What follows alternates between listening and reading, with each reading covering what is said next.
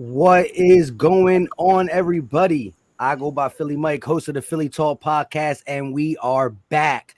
I mean, me and Gate were live yesterday on each other's own channel, but BBP is what I'm talking about is back, Battle Birds podcast. So we are live on 3 channels: the Philly Talk podcast, Gate City Sports channel, and Philly Fresh's channel.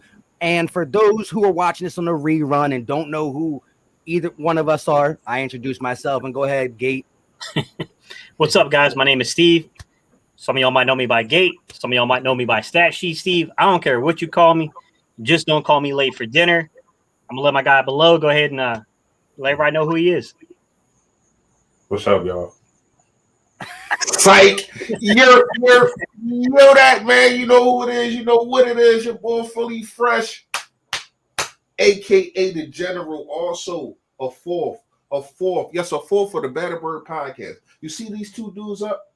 They are also a fourth. But you, every last one of y'all, like, subscribe, comment, all that. Y'all are also a fourth. That's why I say a fourth. It's 3 of us, and it's all of y'all. Together, we make 4. What's going on, y'all? Yo, that. Y'all see it on the shirt. Yes, sir. Yes, sir. Definitely go check out his merch. Now, look, today we're going to talk about a lot of things since we haven't done BBP in a while. We'll recap, a lot of the practices, have some predictions. And of course, you guys stir us whatever way you want once we get about 30 plus minutes into this. But today we're going to start on today's practice, Saturday. Again, we don't get to see it with our eyes. Shout out to anybody and everybody who's going to the live practice tomorrow at the link.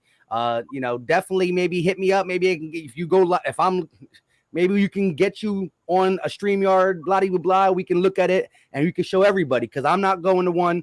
So if you are going and you hit me up, maybe we can do a live at that time and do it. But anyways, the offense struggled mightily, according to the beat writers today. Jalen Hurts, the offensive line. And the title is this, was it the offense being really bad or is the defense really that good? I've said multiple times that I think the defense is going to be the strong point of this team. That's not me downplaying the offense, and that's not me saying the defense is going to be top 5. I'm not saying it is or not. I just think the defense is going to be the strongest point of this team. But we struggled. What is y'all takes? We'll start with, anyone who wants to go. How do you feel about the reporting of Jalen Hurts and the struggling offense? Is it something to be overly concerned with for one day of absolute struggle or no? I guess I can go first, guys. Man, not one day. One day never tells you much of anything. You know what I'm saying? One day is one day. It's more so like you got to watch to see general trends. But the thing is I can only go off of what beat reporters are saying. I can't see it myself. So I can't really know what the read's supposed to be, what the route concepts were. And there's a whole lot of things going on here. Like, number one, it doesn't help that we're already down Isaac Seumalo. We're already down Brandon Brooks. You know what I mean? That's 2 guys right there. LaRaven Clark, who would probably be on second team, he's down. And then you got one of these situations to where you have the offensive line on a cross-training day. So you got Sua Peta taking the reps at left guard on the first team, and you got Nate Herbig taking second-team reps at center. There's a lot of instability along the line right now. I mean, to be honest, Andre Dillard's getting beat left and right. I hate to say it, but I thought we were going to get more out of Dillard than what we've gotten, and it hasn't looked good, man. So I think it's affecting the flow of the offense. Now, what I will say is this. This is a good – I guess there's different ways you can look at it. I think this is a good thing for Hurts because it's easy to win reps when situations are ideal. It's far harder to win reps when your offensive line can't block nobody.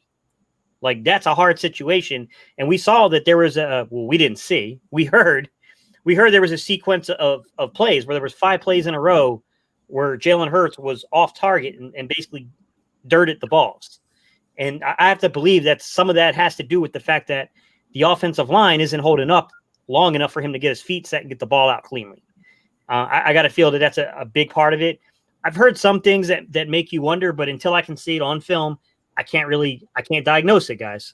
But I did hear that, he is somewhat a little bit slower when it comes to breaking down and reading the coverage and getting the ball at his hands. But then again, if your receivers don't separate, It's the same issues we were kind of dealing with, man. I just think the offense is going to be a big work. I think it's more than just Jalen Hurts.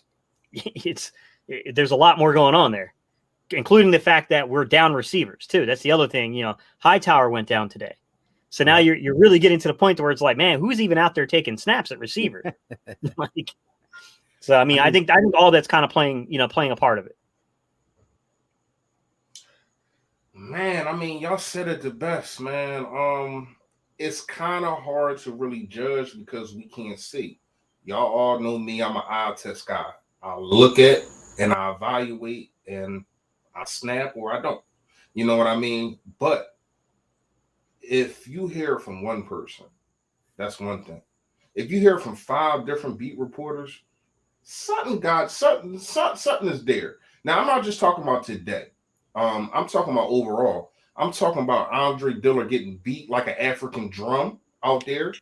And it does have me cause the pause. First of all, is Andre Dillard bad, or is Derek Barnett and Derek Barnett and Josh Sweat just doing their thing? And I just made a video probably like an hour ago. Make sure that y'all go check that out right after you watch this live. But my thing is, it's looking like the defense is going to have to carry us through probably the first, I want to say, 7 games. They're gelling more, and it has nothing to do with the coach. I don't think it has nothing to do with the quarterback. But when you look at a guy in Jonathan Gannon, he has a couple guys on his side that he already coached. You got Eric Wilson coming to his own, and they're saying that Taylor has been bought. They say he's been eye-opening. And I kind of knew from the athleticism, but and then hearing him, shout out to Philly Mike, having him on the page, hearing him talk about not being able to play. But when you look at him, he has the skill sets. It's all about putting everything together like a puzzle. And I think he finally, I'm not going to say found the final piece, but you know how when you start a puzzle, you get the edges together first. You know what I mean? You get that's how I used to put puzzles together. I get the outer things all together first. And I think he's starting to do that. And this dude can be scary. And then when you got Josh Sweat, I think Brandon Graham's still going to hold his own. I think having a system, a defensive system that doesn't have the cornerbacks 10 yards back and a quarterback can just pitch and catch. Like, how many times have we seen in Jim Schwartz's system that it was just pitch and catch because dudes are so bad? A competent quarterback is going to say, oh, yeah, I'm just going to give my guy the eye, and he's going to run a sling. And we were 3rd in pressures last year, but the pressures didn't turn into sacks. And I think that's mainly the reason. It's because of Jim Schwartz's system having these guys play back so much. I think you're going to see a different situation. Go ahead. We were 3rd in sacks. I thought we were 3rd in pressures. I don't know about that. I know we were 3rd in sacks though. Well, that's even more. But for real, because I've been looking at tape, and I want to apologize to Fletcher Cox. Now, I'm not saying I'm all the way wrong. Yeah. I'm not saying I'm all the way wrong, but having corners covering a guy and that half a second matters so much in football. That's why it's called game of inches. It's been so many times. Derek Barnett, Josh Sweat, Brandon Graham, Fletcher Cox, even Hargrave have been there for a sack, but the guys is getting it out because it's pitch and catch. He doesn't have to look at another read. He knows what he's looking at before. Nothing changes, and he doesn't have to second think. In this defense, I don't think you're going to see that. I think you're going to see this defensive line eat just because the corners are going to complement. See, we all want the defensive line to complement the corners. Go get the guy. Go get the guy. Go get the guy. We got to understand it works both ways. It works both ways. The corners have to help the defensive ends too, and the defensive line. Because if you don't, and they're at that millisecond, that's all it takes. and the ball's out of his hands. Go ahead, Joe. Yeah, I wanted to elaborate on that. Shout out to Joey Shakes in the building. He said all eyes on Fletch, very important. And we are here, and he's having a great camp. And I think he was nicked up a little bit more than what we expect last year. And I think the corner play played into the defensive line, especially the interior not being able to get there, a game of seconds and inches. But I also want to say this. Yes, as I said, all this all season since we acquired everything we acquired. Well, since we got Steven Nelson, I think the defense is going to be the strong suit. And I think Jalen said it best. You know, the defense we're going to play is going to be a lot of go see ball, go get ball, use our athleticism.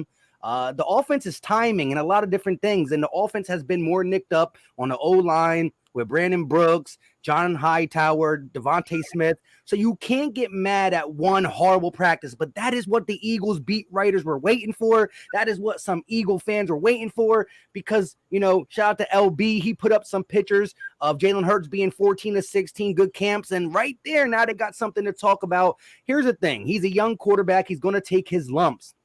We got to wait and see how everything transitions. Nick Sirianni with timing and timing routes and leaving these wide receivers run option routes are going to be a little bit more difficult than installing actual plays. You got to really have that connection. And again, Devontae Smith not being there, John Hightower not being there, Quez wasn't there early, Travis Fulgham in and out. The only people that have been there are the tight ends, and you see Hurts is actually getting a great connection with both Ertz and Goddard. So I'm not worried at all at this point. I think in game scenarios, you're going to see the run game via Hurts and the running backs we have to take some pressure off. But that is the big thing. Hurts being consistent. That's what we got to see. And again, at 10 practices, you get one that's really bad. And I do think we're not giving enough credit to this defense. A lot of people are talking about, what's his name? Darius Slay getting beat up a lot because we see this, that, and the third. These 7-on-7s and wide receiver corner drills are meant for the wide receiver to succeed. And a guy like Dave Sendero said, you got to be impressed with the way they're setting it up for the wide receiver to succeed. Darius Slay got some sticky coverage, and in this system, I think he's going to show out to be one of the, top 10-ish type corners. But before I hand it over to Gate, what do you think about the offensive line cross training? Is that for more just depth at positions, or that to try to see Andre Diller, Jordan Mailata, a Nate Herbig, guys that can fill in first off the bench? A little bit of everything. A little bit of everything, Mike. Yeah. Real quick, I forgot about the super chat. My bad. I've been slacking. You're good, bro. Go ahead. Michael Felder with the $10 super chat. You have more vets on this defense that can use their experience on the young offense guys. Are trash and second and third stringers. Relax. Exactly. That sums it up too. You got the guys who need more time on offense, so it's nothing to get crazy about. But go ahead, Steve. I want to hear your thoughts on that offensive line cross training today. I mean, I'd have to, some of the particulars, we'd have to get somebody like Jalen Williams to really go into depth about how line play works like that. But what I took from it, Mike, is that the way they're going to construct the roster, they're going to want their guards to probably swing tackle. They're going to want their, if a guy can't kick out from guard to tackle, he's going to have to kick in to center. So I think that's just, it's one of those situations to where they want to feel they have adequate depth at any given moment. They saw the film probably from last year. They saw how bad the line played down the stretch. Let's be real. I mean, we lost, almost two football teams worth of, we lost more than two football teams worth of offensive linemen. So, I mean, that plays a big part in stuff like that. But I think that's what's going on because, you had Herbig taking reps at center. Sua Peta, I haven't really seen him play out of position. He just played left guard. So, I mean, that's not weird to me, but it doesn't shock me that you might take a guy like Matt Pryor and kick him out to right tackle, right? So he's going to play guard. He's going to play tackle, right? You'll probably see Driscoll do a lot of that too, where they're going to, they took Driscoll from playing tackle most of camp and kicked him inside this practice to guard. I think that's what's going on, man, is that the guys that can truly show versatility, right, that can show that they can do more than one task are probably going to get, precedence in terms of the back end of the roster and do who you keep. That's what it looks like to me. I think that's why they decided to have this kind of practice today to where, it makes your offense look bad because, things are a little out of sync. But I think Sirianni's looking like, okay, I can lose a practice. I don't want to lose football games. That's a really good way to put it. I want to get Philly Fresh's thoughts real quick, but shout out to Texas Eagle with the $5 super chat. He said the goats. What up, fellas? Shout out to my guy. Great guy, supports almost every Eagle content creator. Appreciate you for coming in. But how do you feel? Do you think the cross training and the poor line play had something to do with Jalen Hurts' problems and not being able to get the ball down the field as well? I would be contradicting myself if I said no. I screamed it all last year. I thought that it was number one, Doug Peterson's fault. Number two, the offensive line, and then number three, the quarterback. And I'm not saying Nick Sirianni is up there because it's practice, but the our offensive line that we have right now is not going to be the one that we start the season with. So we do have to remember that. And that, as much as people love, oh, we got a wide receiver, we got this. If we don't have a functional offensive line, none of that means jack. We just seen it in the Super Bowl. People that they are crowning as the best quarterback that they ever seen with their own two eyes looked at bad. He looked at horrible. He looked at bad.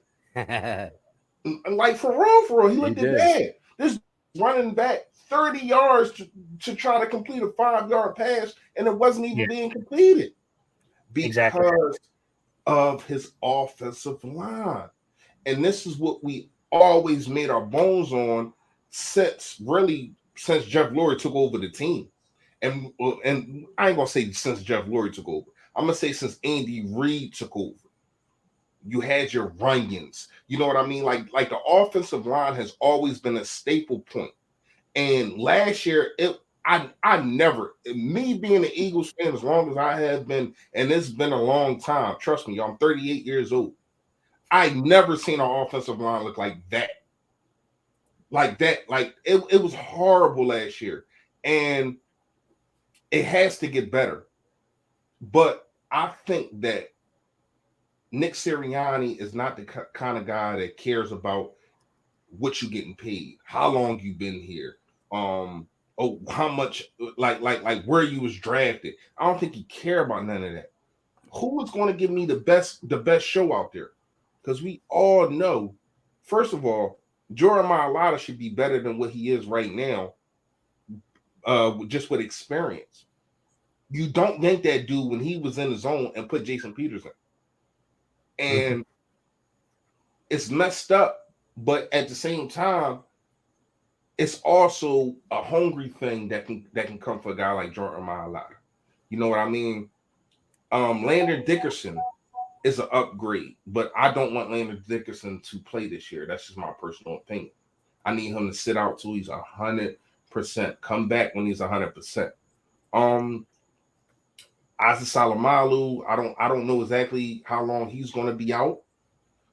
Brandon Brooks should be back week 1. I'm not sure. Lane Johnson, are you 100%? You know what I mean? And we got guys like, what's his name, Jack Driscoll. I like him. So we have bodies, but you got to put it together. And I'm not going to overreact by one practice. But here's what I can say. It looked like Andre Dillard. I'm not going to say he's always a first-round draft pick. They're going to keep him on the roster. I would try to put him at guard, try to do something with him. But he is not a left tackle from what I'm hearing. He is not a left tackle. You can't put this dude out there if he's timid and if he can't hold his own. You got to go with Jordan Mailata. You know what I mean? And try to plug him in at guard, have him a swing guard or something. You know, because you're not just going to give up on a first-round pick. This is his 3rd season. So I get that. But at the same time, we're talking about protecting your quarterback. He's not a $100 million man or whatever the case may be, but he's still your quarterback. This is your quarterback that you need to protect. And we failed to do that last year, and you cannot miss on you cannot do it again. You cannot do it again. So, like I said, I'm not going to overreact to one practice. And I do feel as though this defensive line is ferocious. Like you said, Mike, he was 3rd in sacks last year. And the defensive line, who has really changed? Nobody has changed except for Malik Jackson being gone. Everybody's still here. So you and do better. That's what I'm saying. So you do got to get at some respect, but at the same time, you got to protect your quarterback. Go ahead, Joe. Yeah, I think you both guys. I think both of you said it the best. I like how Gate also talked about, the cross training. You rather lose a practice than lose a game that is very important, especially early games. Every game is important for the NFL season. We got an extra game, but it's not like MLB or NBA where there's 80 or 100 games where you can lose 2 or 3 in a row and it doesn't matter early in the season. But yeah, so Jalen Hurts having a bad game, complemented by the offensive line struggles, but not necessarily the guys we're going to put out there week 1. The cross training, you know what I mean? If you are a forklift driver at your job and this guy's a Packer, if you switch jobs, you're probably not going to be as good at it. You know what I mean? So that is a wasted practice, as some people might say, but it's better than being caught in a blunder throughout the season. If you see a Lane Brooks go down and you got to throw in some cross train guys, so it's always good. Again, Jalen Hurts will have his struggles just because of being a young quarterback and adjusting to the NFL, because we saw him come out of games really hot and not being able to finish the same way in the second halves. We saw some teams change the way they play him with tape and all that. But I do think he has all the mental tools to try to be better. He's a baller. He's one of them guys who's a baller, a playmaker. It might not always be pretty, but I think he's going to be able to get the job done. And I do like what we did around him. Can I say something real fast, Mike? I need everybody to be patient, because we do have to understand this kid is going through his 4th offensive system in 4 years. Think about that. He was in Alabama, then he went to Oklahoma, then he came here, and now he's here again on another. So every year he got to learn a whole new system. That's true. Gates, you was a quarterback. How hard is that? Just touch on that real fast. How hard is that? It's very difficult depending on the complexity of the offense. Right. And, Nick Sirianni's out there quizzing guys. That was the other thing that was coming out. Yeah. Pop quizzing guys. He's talking about take out a sheet of paper and get a pencil. It's a pop quiz.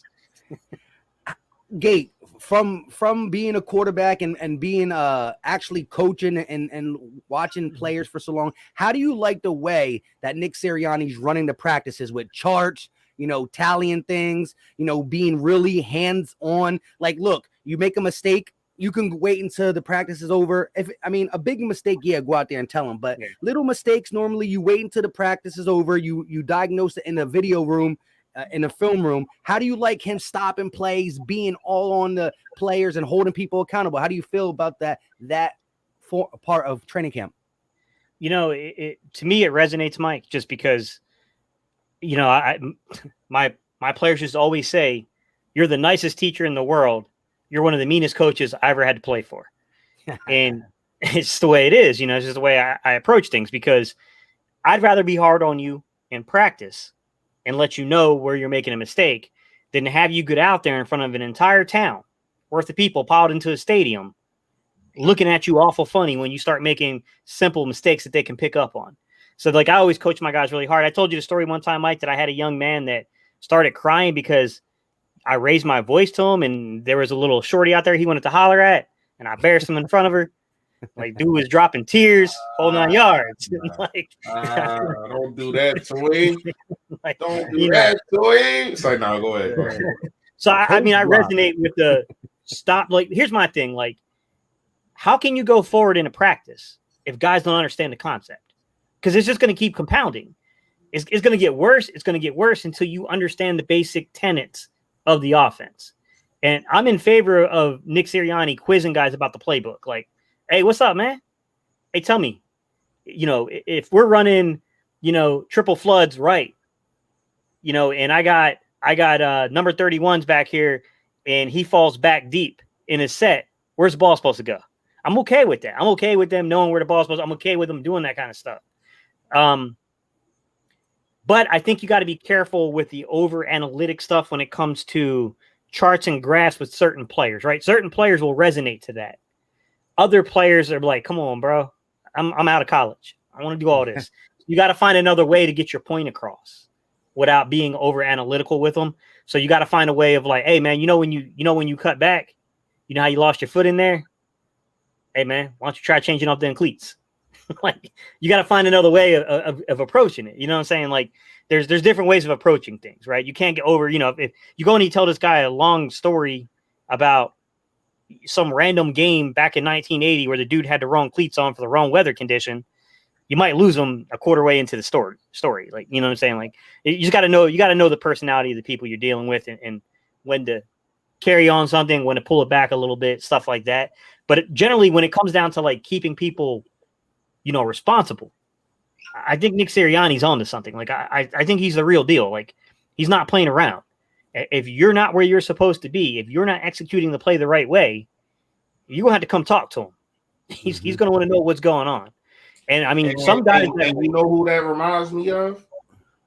It is different concepts, but the same out. It should be the same outcome and the same reasoning of doing it. It's Bill Belichick when it comes to defense.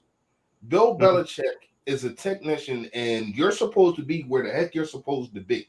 This defense is predicated on you being where you need to be and doing it the right way. And I do feel as though Nick Sirianni is trying to bring that culture into it, but had to be competitive at the same time with it. You know what I mean? Yeah. With everything that he does, and might be laughing and joking, and like you got the guy in the first practice wearing a Kelsey shirt. You know what I mean? Like. So he's embracing the team, and I do feel as though they are embracing him back. I have heard nothing but good things out of players, but of course that's what they all going to do. Yeah, that's what they all going to do. But you can tell sometimes when somebody is like, yeah, and you like, yo, you're lying, dude. I haven't really seen an interview where people talk about him and they're like, not excited. Like it seemed like everybody's excited to the way he's bringing it, the way he is making everybody practice and stay on their toes, basically. Yeah. Because to me, I think he going in there saying, your job is up for grabs. We've seen that Jalen Hurts hasn't been named number one quarterback already. I don't know why, but that might be. Even my quarterback has to fight for his job. Everybody on their toes. I don't care who you are. And I ain't got no problem with that. May the best man win. And that's how it always should be with me. But real fast, I got a question for y'all. Are y'all alarmed? Y'all know the position I played. So are y'all alarmed when Miles Sanders dropping so many passes I've been hearing? It's definitely concerning because I think well, I don't think we've heard reports that Sirianni's offense is going to utilize the running back. Exactly. They're going to throw passes to the running back. Steve loves that they're bringing in speed 21, speed 21, however you want to say it. You're going to have pass catching backs back there where Hurts, and I think that's going to be scary for any defense to know that Hurts is vicious with his legs. They will have designed quarterback runs, and you got two scat back type players who can run the ball well, can get outside and catch the ball in a Gainwell and Sanders or a Huntley and Sanders. But yes, Sanders got to catch the ball. He said today in his press conference, I got to get back to doing what I did to my rookie season where he was catching the ball at a very high rate. I think it's concerning. You see him on the jug machine. He has to get it out of his head. I think it's in his head, and that can go a long way. But just to the accountability point. You just said it right there. You said it right there. It's his head, right? It's in his head. It's psychosomatic. It's all in his head. It's all in his head, man. Because, a lot of people, you know this, Reese, about hand and eye coordination, playing running back, catching those balls out in the flat. Or trying to do too much. Trying to do too much before you even get the football in your hands. Yeah. Mm-hmm. Yeah. And you're looking at the play ahead of schedule instead of completing the process. And you know who used to do that? Nelson Aguilar. Yeah. I'm not comparing them to. Come on, now. I'm not comparing them to. I'm just saying the dude has talent, but it was in his head that he had to make this play, and he was doing it trying to do it before he even had a firm grip on a football. Yeah, it's levels to doing things. Number one, grab the ball. Number two, protect yourself. Number three, protect the football. Number four, make the moves that you need to make. And after that, hopefully touchdown. Number five.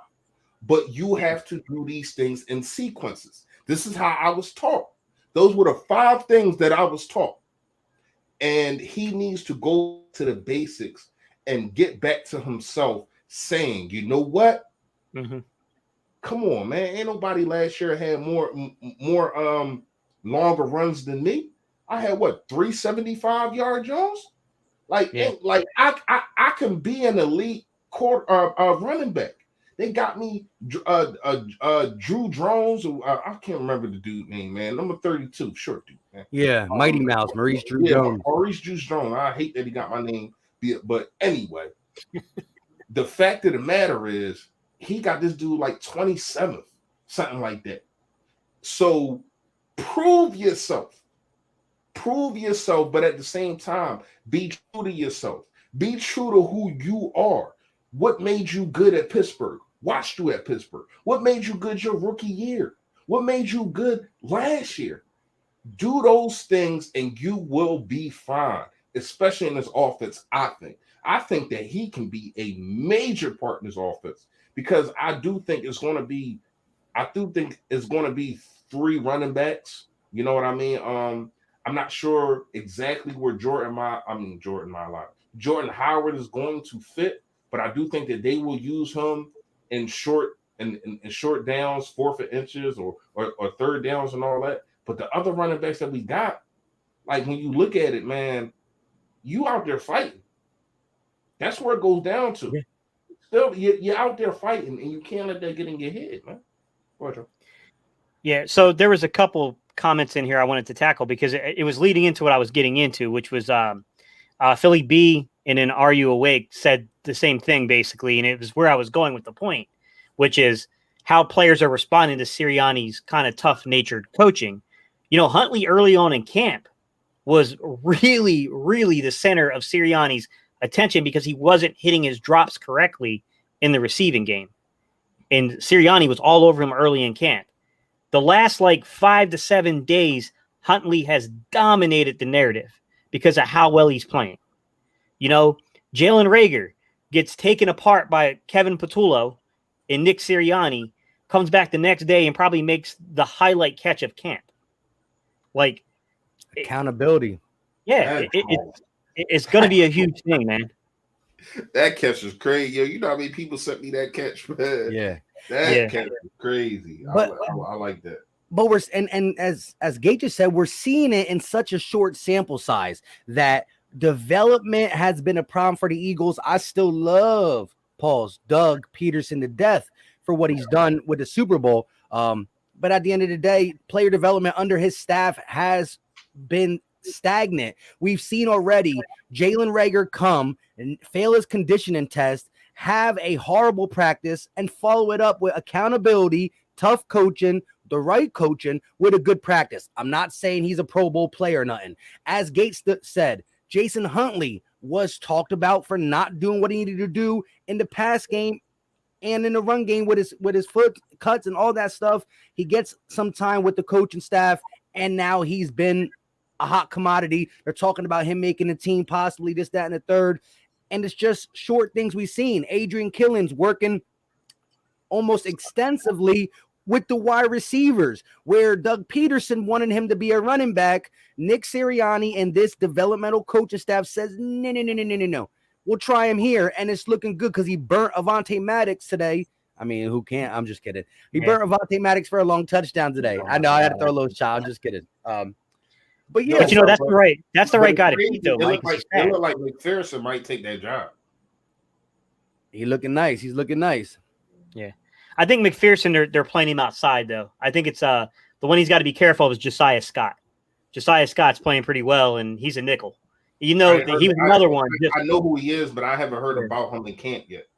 Oh no, he's been he's been picking balls off and everything. Yeah, he's been Yeah, he's been around the football a lot.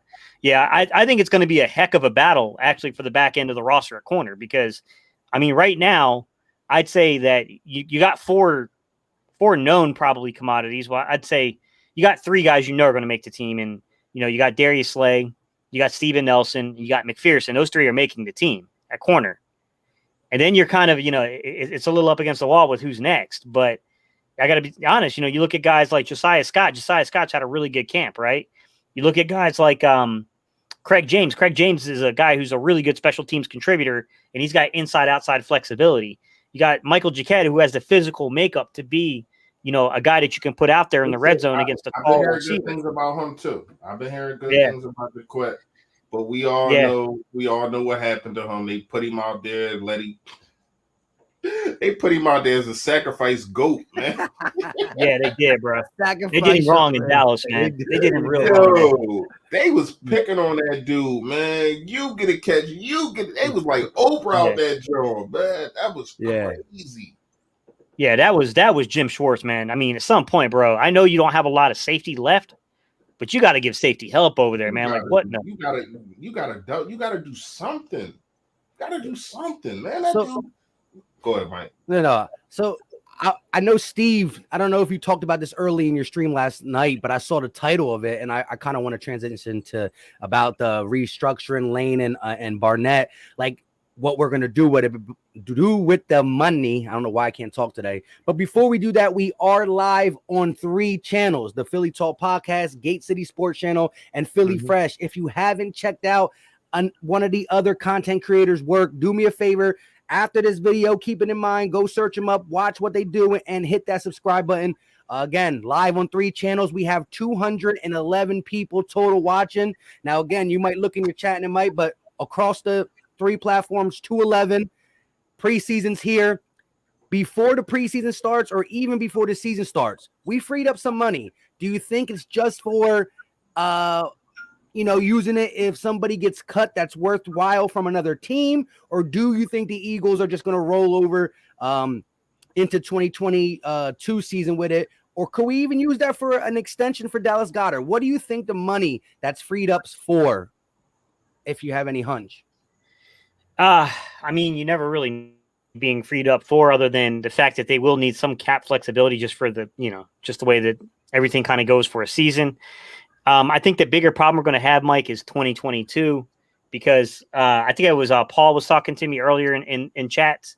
We were kind of talking back and forth, and the NFL did come out apparently and say that the cap for 2022 will not exceed 208. So we don't know if it's going to be 208, but just a little math here, guys. For this year, it was only 182.5. So if it's 208, we're talking more than a $20 million increase, which would be very beneficial for the Eagles. So I do think you need some of that money to go over, but I don't think it's outside of the realm of possibility that they don't use a little bit of money to sign a veteran guy to come in and compete at something like receiver or wherever they feel that there's a need, because, Sirianni's going to want to compete, man. For a coach, people forget your rookie year. They forget that, like you didn't have a great talented roster. 4 or 5 years from now, all they do is they look back and they see your record. Everybody forgets the context. So for him, he wants the context to be really good. So, I think he wants to compete right now. Fresh, you think you have any idea what they want to use that with, or just rock out with it? I think Howie do got set up his sleeve. I'm not saying Howie has never been a scared person. He goes out there what he can and does what he can.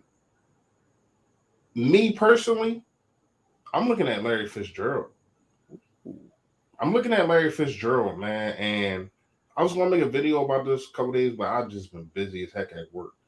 The restructure to me is a veteran wide receiver, and that kind of guy doesn't just help on the field. He helps in your locker room. He's a stand-up dude. You hear nothing but good things about the dude. Been in the game, 13, 14 years. Can play the slot, play the outside, and they asked him to go to the slot. He didn't make no huss, no fuss. He didn't do like Antonio Brown. He didn't do none of that diva stuff. You want me to play the slot? They said he called Shannon Sharp. This is what Shannon Sharp says. He called Shannon Sharp like, yo, like they trying to make me move to the slot. What should I do? He like, well, excel there. And he did that. Been to a Super Bowl, did not win, beat us in the net, in the whatchamacallit, in the what's it called? NFC Championship game. Championship, if y'all remember. And I remember it. He gave us the business. Man, that was a good game. We were getting mauled left and right. We couldn't stop. My God. Yeah. That was what, 12 years ago. What was that, 2010? That was D-Jack's like rookie year, wasn't it? No, there was 9-10 season. 9-10, I think. Yeah, I think it was D-Jack's rookie year. No, that was 2010. That was 2010. 2010 was the Mike Vick experience. It was the 8-9 season. 2008, 2009. Okay, you're right. Because McNabb was still a quarterback. It was the last dream team, right? 2010 or 2011 was the dream 12 team. was the dream team. 12 was the dream. Okay. Yeah. But, that was the nightmare. That was the nightmare, bro. The nightmare. Yeah, but in all seriousness, he brings, and he can teach a guy like Rhaegar how to not just be on the field, but off the field too. And it helps. Like, it's no downfall in bringing Larry Fitzgerald. First of all, I don't think that he would start, but if he does, that means Rhaegar, you got to step your freaking game up, because I think Rhaegar should be in the slot. So if he starts, Rhaegar, you got to bring your game up, and that might help him, or it could break him down. We all know we done seen players come here and another player come here for their position and they fold under pressure. We already know that can happen. Yeah. Hey, Paul, I take Michael Gallup. We have no veterans. Our oldest guy is what? Greg Ward? Yeah. Greg Ward? Yeah, it sounds about right. Yeah. So let me. Also, you know, it's funny, Reese. It might be Greg Ward and then Hightower. What? Because Hightower was an oldest. Like Greg Ward is our oldest. I was saying that before. I don't know what the heck just happened, but I was saying Greg Ward is our oldest receiver, and that's kind of. And I've been saying that for a while. Like, that's kind of scary to me. That has so many young guys and we have no veteran wide receivers for real. That's it. So to me, I get Larry Fitzgerald, man. That wouldn't be a bad idea for like a bridge. You know, we have bridge quarterbacks. You can get a bridge wide receiver to just instill wisdom. I mean, look, a guy like Larry Fitzgerald, who's a technician out route running, if he's in Devontae Smith's ear, a guy who's already pretty darn good and savvy with footwork, you're talking about Larry Fitzgerald just schooling them for 17 weeks. And your quarterback, help your quarterback too. Correct. Yeah. That pays off right there. But I do want to ask you guys this, because I talked about it yesterday in my live streams. James Washington, wide receiver for the Steelers, asked for a trade. Now, you know, he was drafted. He had a lot of upside in the second round in 2018. He can do a lot of things, but now after keeping Juju, drafting Claypool, who's a stud, and that Johnson guy who broke out, if you were playing fantasy, you picked him up probably, or you drafted him late. He was a great steal. He's the fourth guy. Now, he probably wants to go to a team to be a 2 or a 3. I don't think he could be that, but what would be your take on Washington? I think he's 25 years old. He's still young. He's not the veteran guy like a Larry Fitz or a Golden Tate would be. But what is your take on that? I think he's a guy you bring in to push Rhaegar. They're similar physically. Washington's built a little bigger than Rhaegar is. Rhaegar right now is mid 190s. Washington's a little over 200 pounds. But they're physically very similar. You know, Rhaegar probably a little bit more athletic, a little faster, jumps a little higher. But, you know, they're these shorter guys that play physical, that play outside. Both of them have inside capability. Both of them have been asked to play inside a little bit. I think that's a guy you get to send a message to Rhaegar. But by the way, you know, Washington, 2019, he had a pretty good year with like 40-some receptions, like 700 yards. But, you know, he got buried with all those wide receivers last year. And his rookie year was a little unspectacular, to be honest. Yeah. So, I don't know. I think he's a good guy to kind of, you know, look, he's a young piece. I still think you're taking a gamble. You know what I mean? Yeah. I don't think that's a proven, you know what I'm saying, guy. But I don't think that he would necessarily be incredibly expensive, though, either. Fresh? You're like, nope.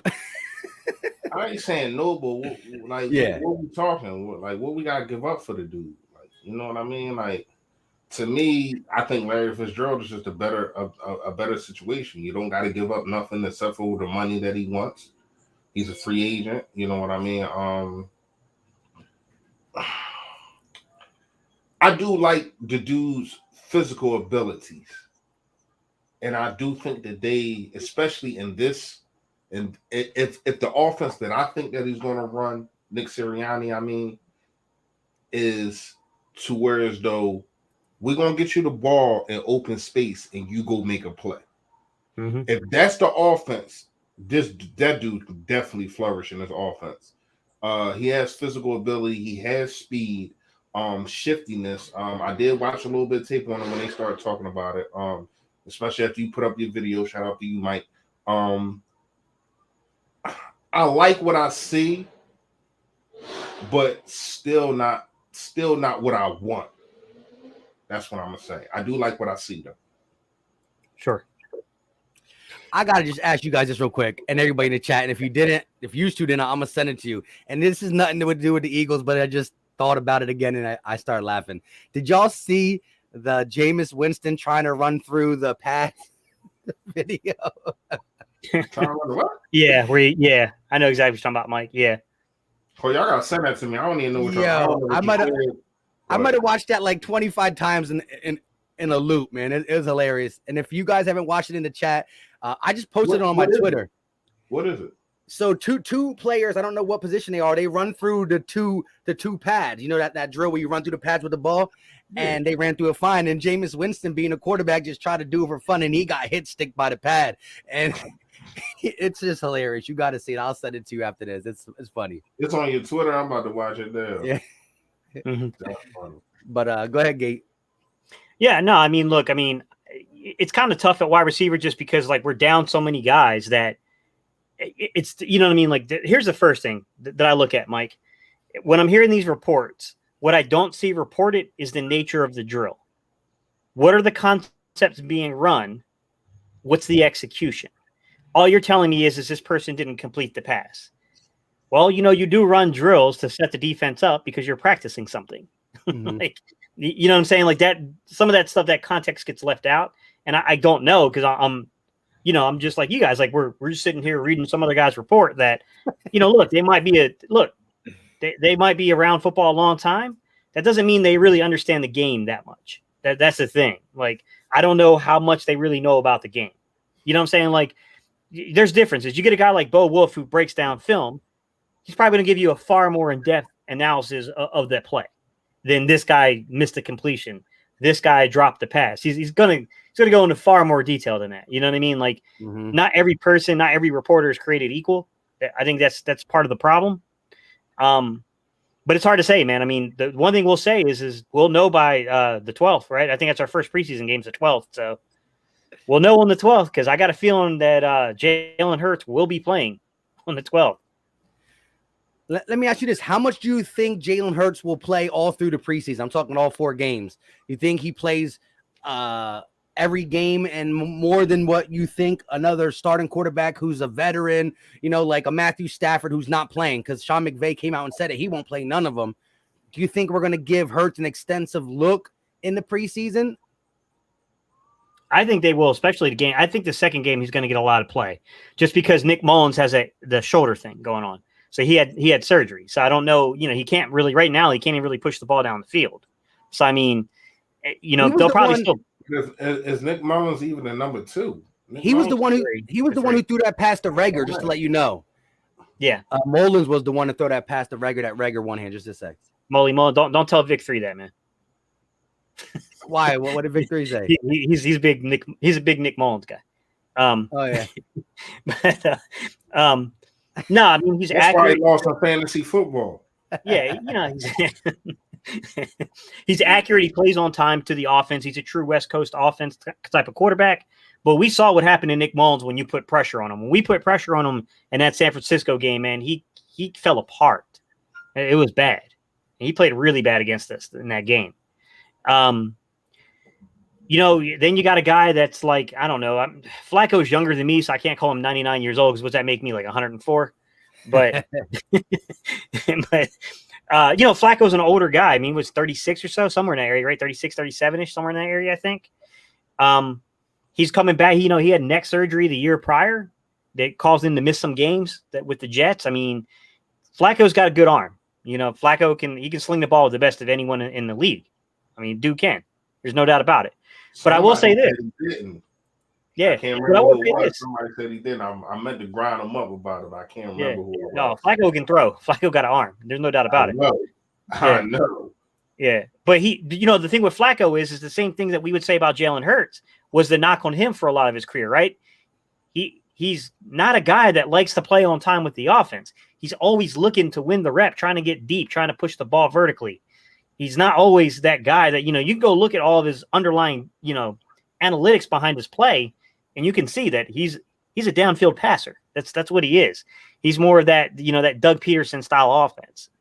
That's what he is. I don't know, man. I mean, Nick Mullins is the only true West Coast, guy here, but I think Hurts is going to play a lot, Mike, in game one. I think you got to play him at least a quarter.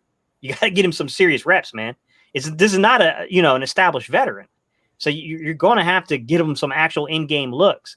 Now, I will say this, Mike. I think it'll be far more important the joint practices.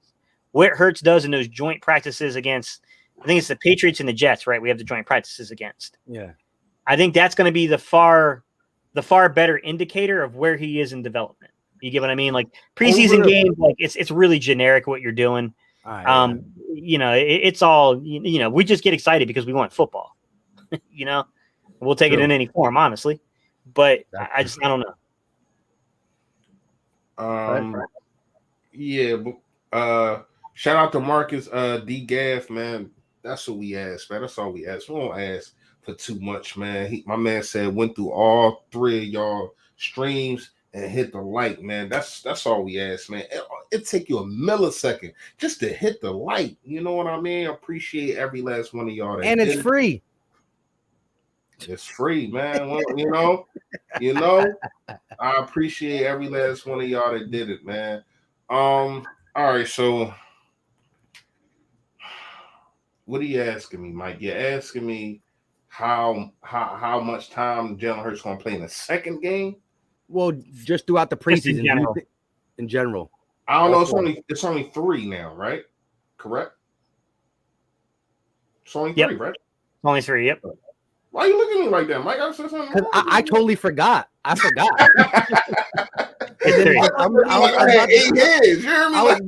I was about to say no, and I was like, oh yeah, it is.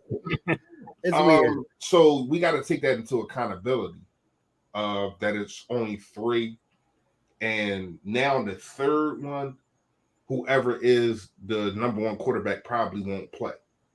So with that being said, I think he plays 3 quarters in the second game.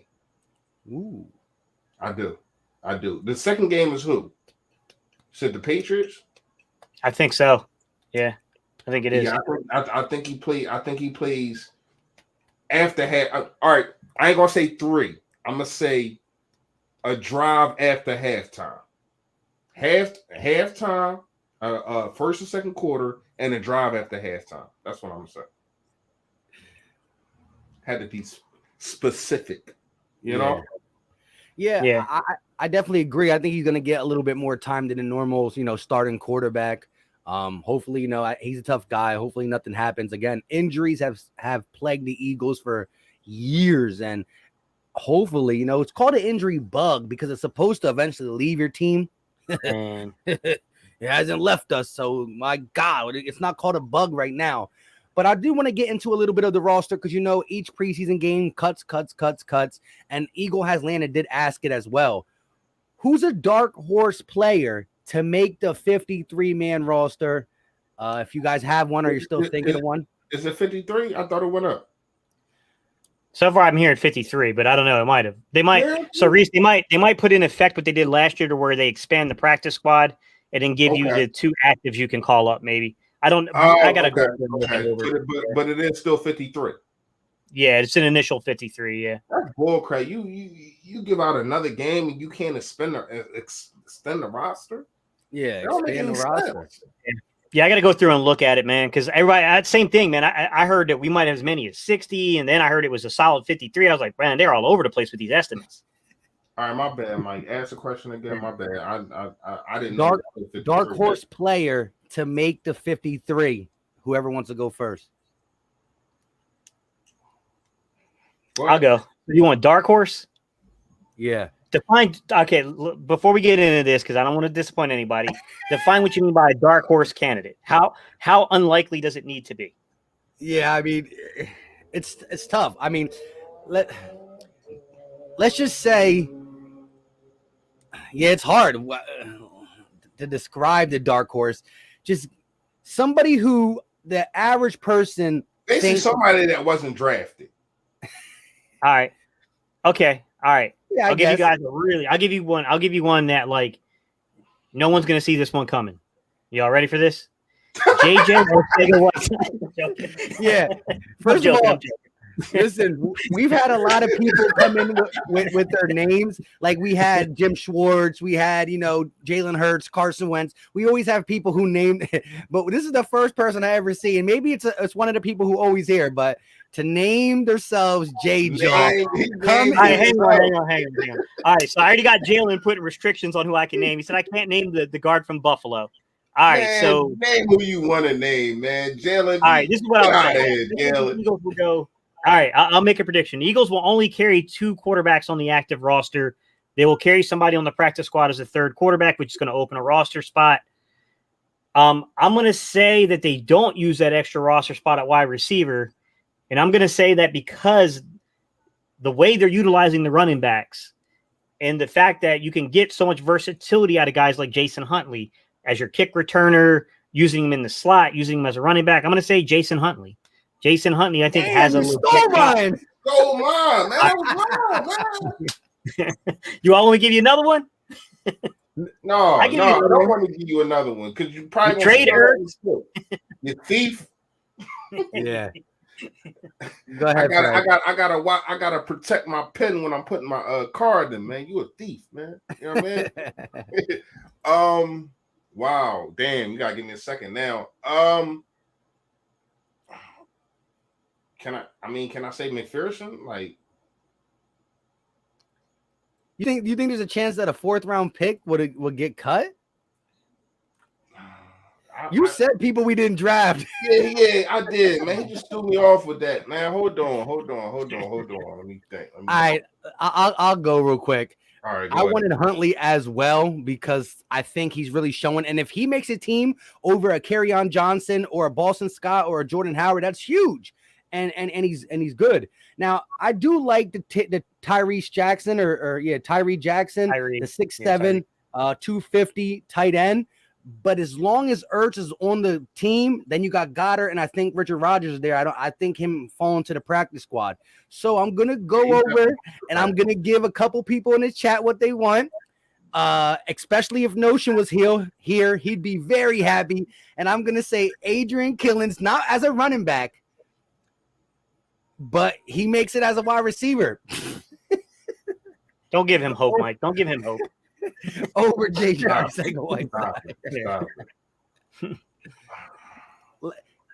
He's getting extensive work with the receivers, solely with the receivers. That's what they want him to be. You know what I mean? Oh, man. Wow. I didn't think no one was going to say Huntley. I was surprised that not only Steve said it, that you wanted it too. Yeah, that was my guy. I'm gonna go with Richard Rodgers. I'm gonna go with Richard Rodgers. Just out of default. I don't because I set the bar and it had to be somebody that we didn't draft or whatever the case may be. I don't really know too many people that's going to make the team.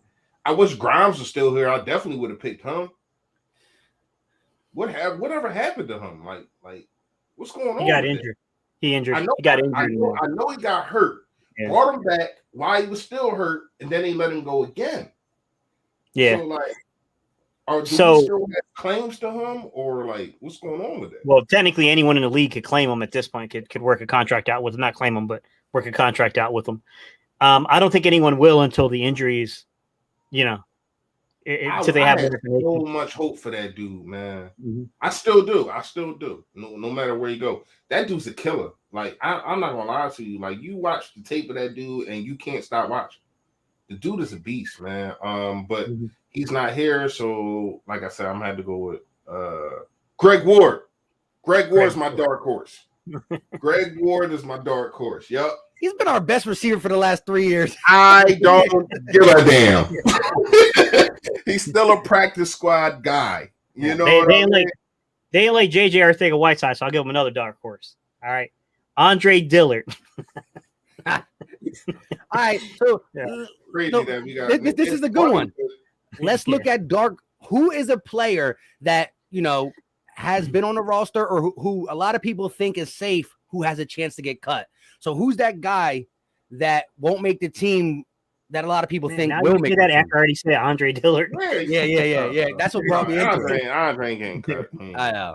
He'll get traded. I think he could get cut. I think he could get cut because there's no versatility.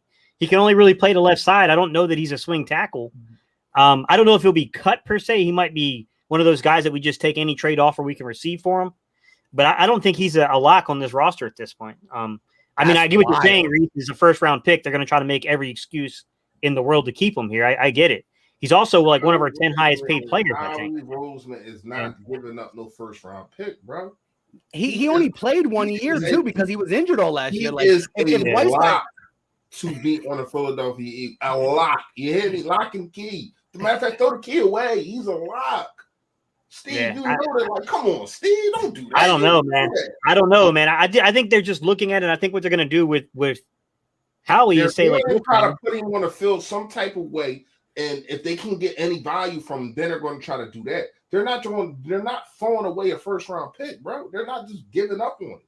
They're not going to do that. You got a super chat in there too, Mike. This is a good question too. Shout out to Mazda Funk Watkins. Love that name with the $4.99 super chat. He said, any concerns over the short practices? And Miles Sanders was asked that, and a lot of people got asked that today. These practices are a little chippy and intense, but they're shorter. They're like an hour and a half, an hour compared to the 2-3 hour practices in the past for the Eagles. What are your thoughts on practice being shorter for the Eagles in this new tenure?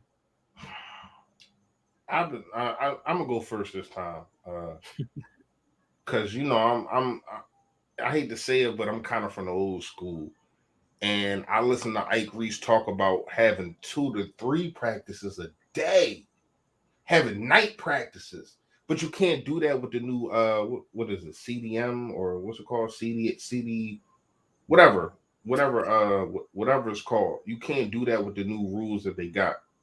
And these players made that rules because they're more Hollywood. They get paid more. They don't want to be in the position to practice so long, they get hurt or whatever the case may be.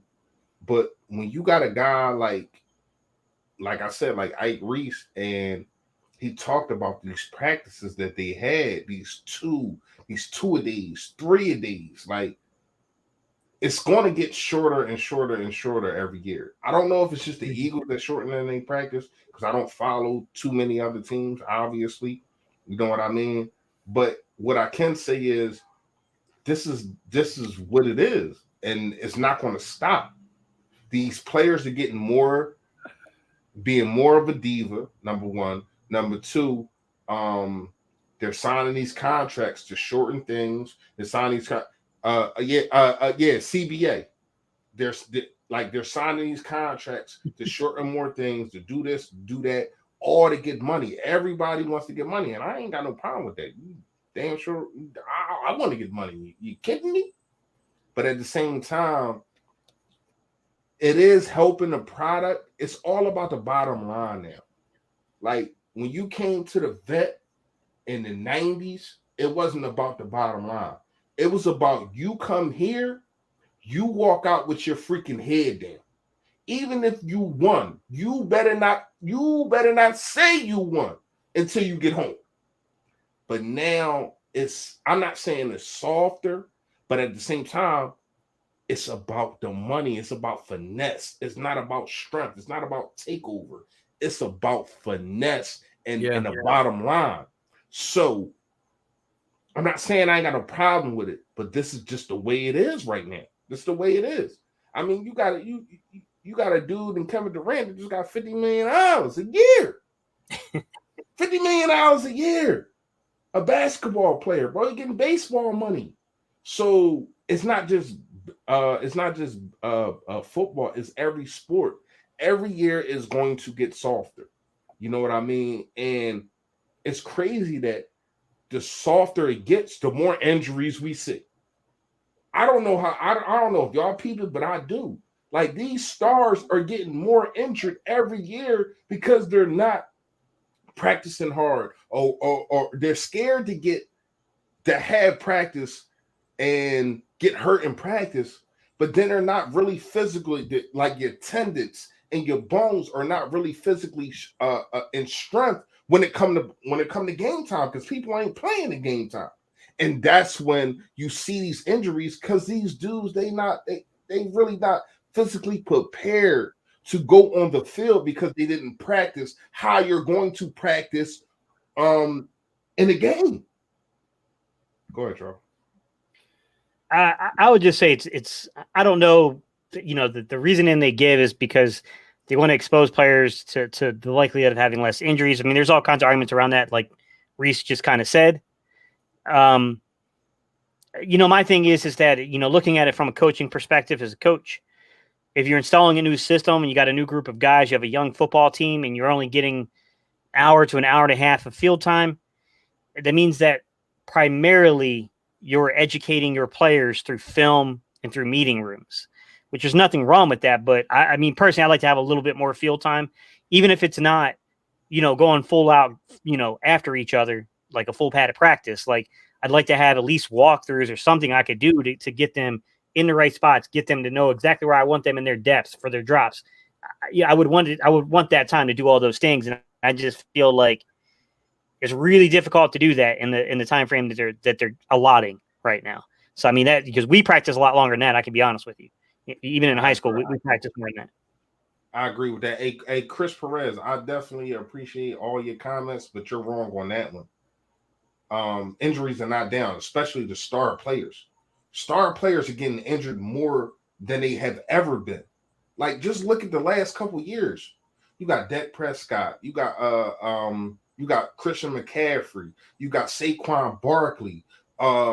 Carson Wentz, obviously. You got like the what happened? I just made a little sound for Carson Wentz because I don't know if I can put him up in the star. First of all, Carson Wentz has been a star. Like it doesn't matter. It doesn't dancing with the stars. I don't know what that means, but anyway. No, I'm just kidding. Go ahead. Like Chris, you gotta understand, like these stars are getting hurt at a high level. Like not just like hurt for a couple of weeks, season-ending injuries, man. Like that wasn't happening in the 90s and in the early 2000s. Like dudes was getting hurt, but not at this clip. That's all I'm saying. Yeah, so my response to this is I'm a little concerned, physically, pads on all the time, doing live hitting drills. If you want to prevent the injury thing and all that, you can just be a little less physical, but grass time is grass time. Chemistry is chemistry. And an hour a day, like you said, I mean, middle schoolers and high schoolers practice for an hour and some change. You know what I mean? I got to be home and do homework. You know what I mean? Before the end of the day. So I just think the time is concerning. I like how Nick is doing it. He's interrupting practices to correct him right then and there on the grass. He's doing charts. He's really hands-on. But you got to do it for longer. And look, I'm going to criticize things when I think they need to be criticized, and I'm going to, talk highly about things when I think they're in a good light. And I do not like the time. I do not like how we only practice for an hour. I mean, pads on, pads off, hit, not hit. The time is concerning to me because, I just don't understand how, everything is so new. This team needs to be together as much as possible to, especially the offense they're trying to install with option routes and a lot of different things. You need to get as much grass time as possible, even if there's no hitting. I definitely agree with that. Go ahead. No, go ahead. No, you're right, Reese. I mean, it's tough, man. It's a tough balancing act. Me personally, like I said, guys, you're really depending upon the players taking some of it on themselves to work with other guys, and to do some things that cannot be required by the coaching staff, cannot be required by the front office or anything like that. It's a tough situation, man, especially if you're a veteran team, probably not the biggest deal in the world. But if you're a young team with a new system and a new, you know what I'm saying? Like it's a bigger challenge. It's a much larger challenge. I want to switch gears because I've been meant to ask y'all this. What are we doing about this game? You missed. But I said Kobe. You can't miss when you say Kobe. First of all, I didn't hear no Kobe. That's number one. Anyway, don't disrespect the GOAT like that. Yeah. All right. What were you asking me before I jaded up?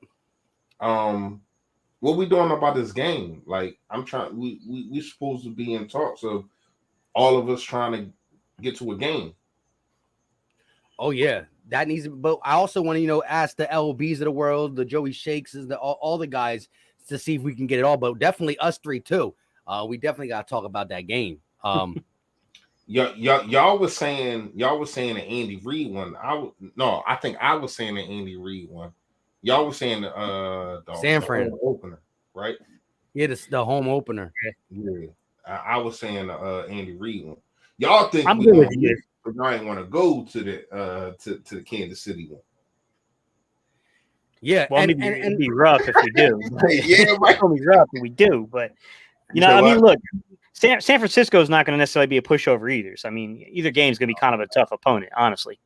I mean, look, I'm good for either game, man. Season opener or the return of Andy Reid back to Philly. I mean, I think both of those are they're big. Those are big moments. You know what I'm saying?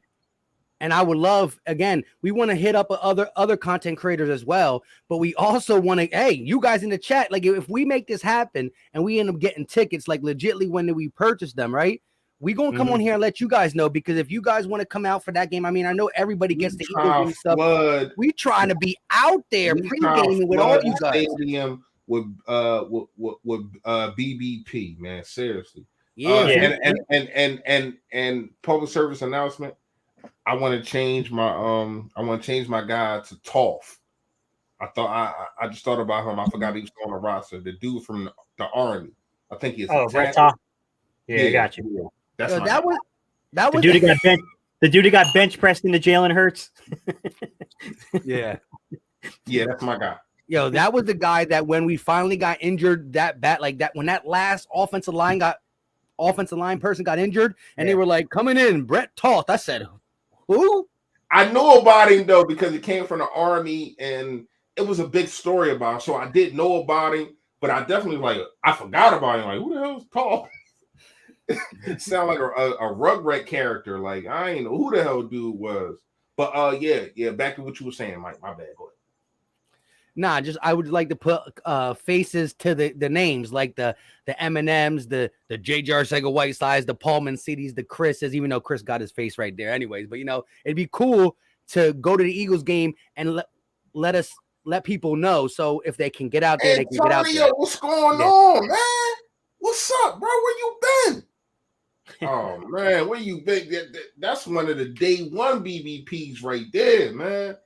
He was there with the Vic threes and the Be More Philly came in here too. Be More Philly's been going all off season. Early on, he was here. Yeah, guys. I'll be at the Panthers game. I see some of y'all in the chat. Yeah, I'll be there, guys. So when we get closer to the game, I'll send out where I'm gonna be, guys. If y'all want to come by and hang out for a little bit, we can hang out before the Panthers game. But we're also trying to get some stuff together for all the content creators to be at a game together, so that way we could do it upright, man. Do a nice little tailgate, do it right, bro. Hope we upset somebody. Hey, Tone, man. I don't know if you've seen. I text you, but I don't know if you've seen. I done turned your logo into this, man. Mm-hmm. This is that Tone. That's the guy that made this logo, man. I done turned your logo into a line now, man. I appreciate you, man. Seriously, man. I really do, man. Seriously, bro. But go ahead. Facts.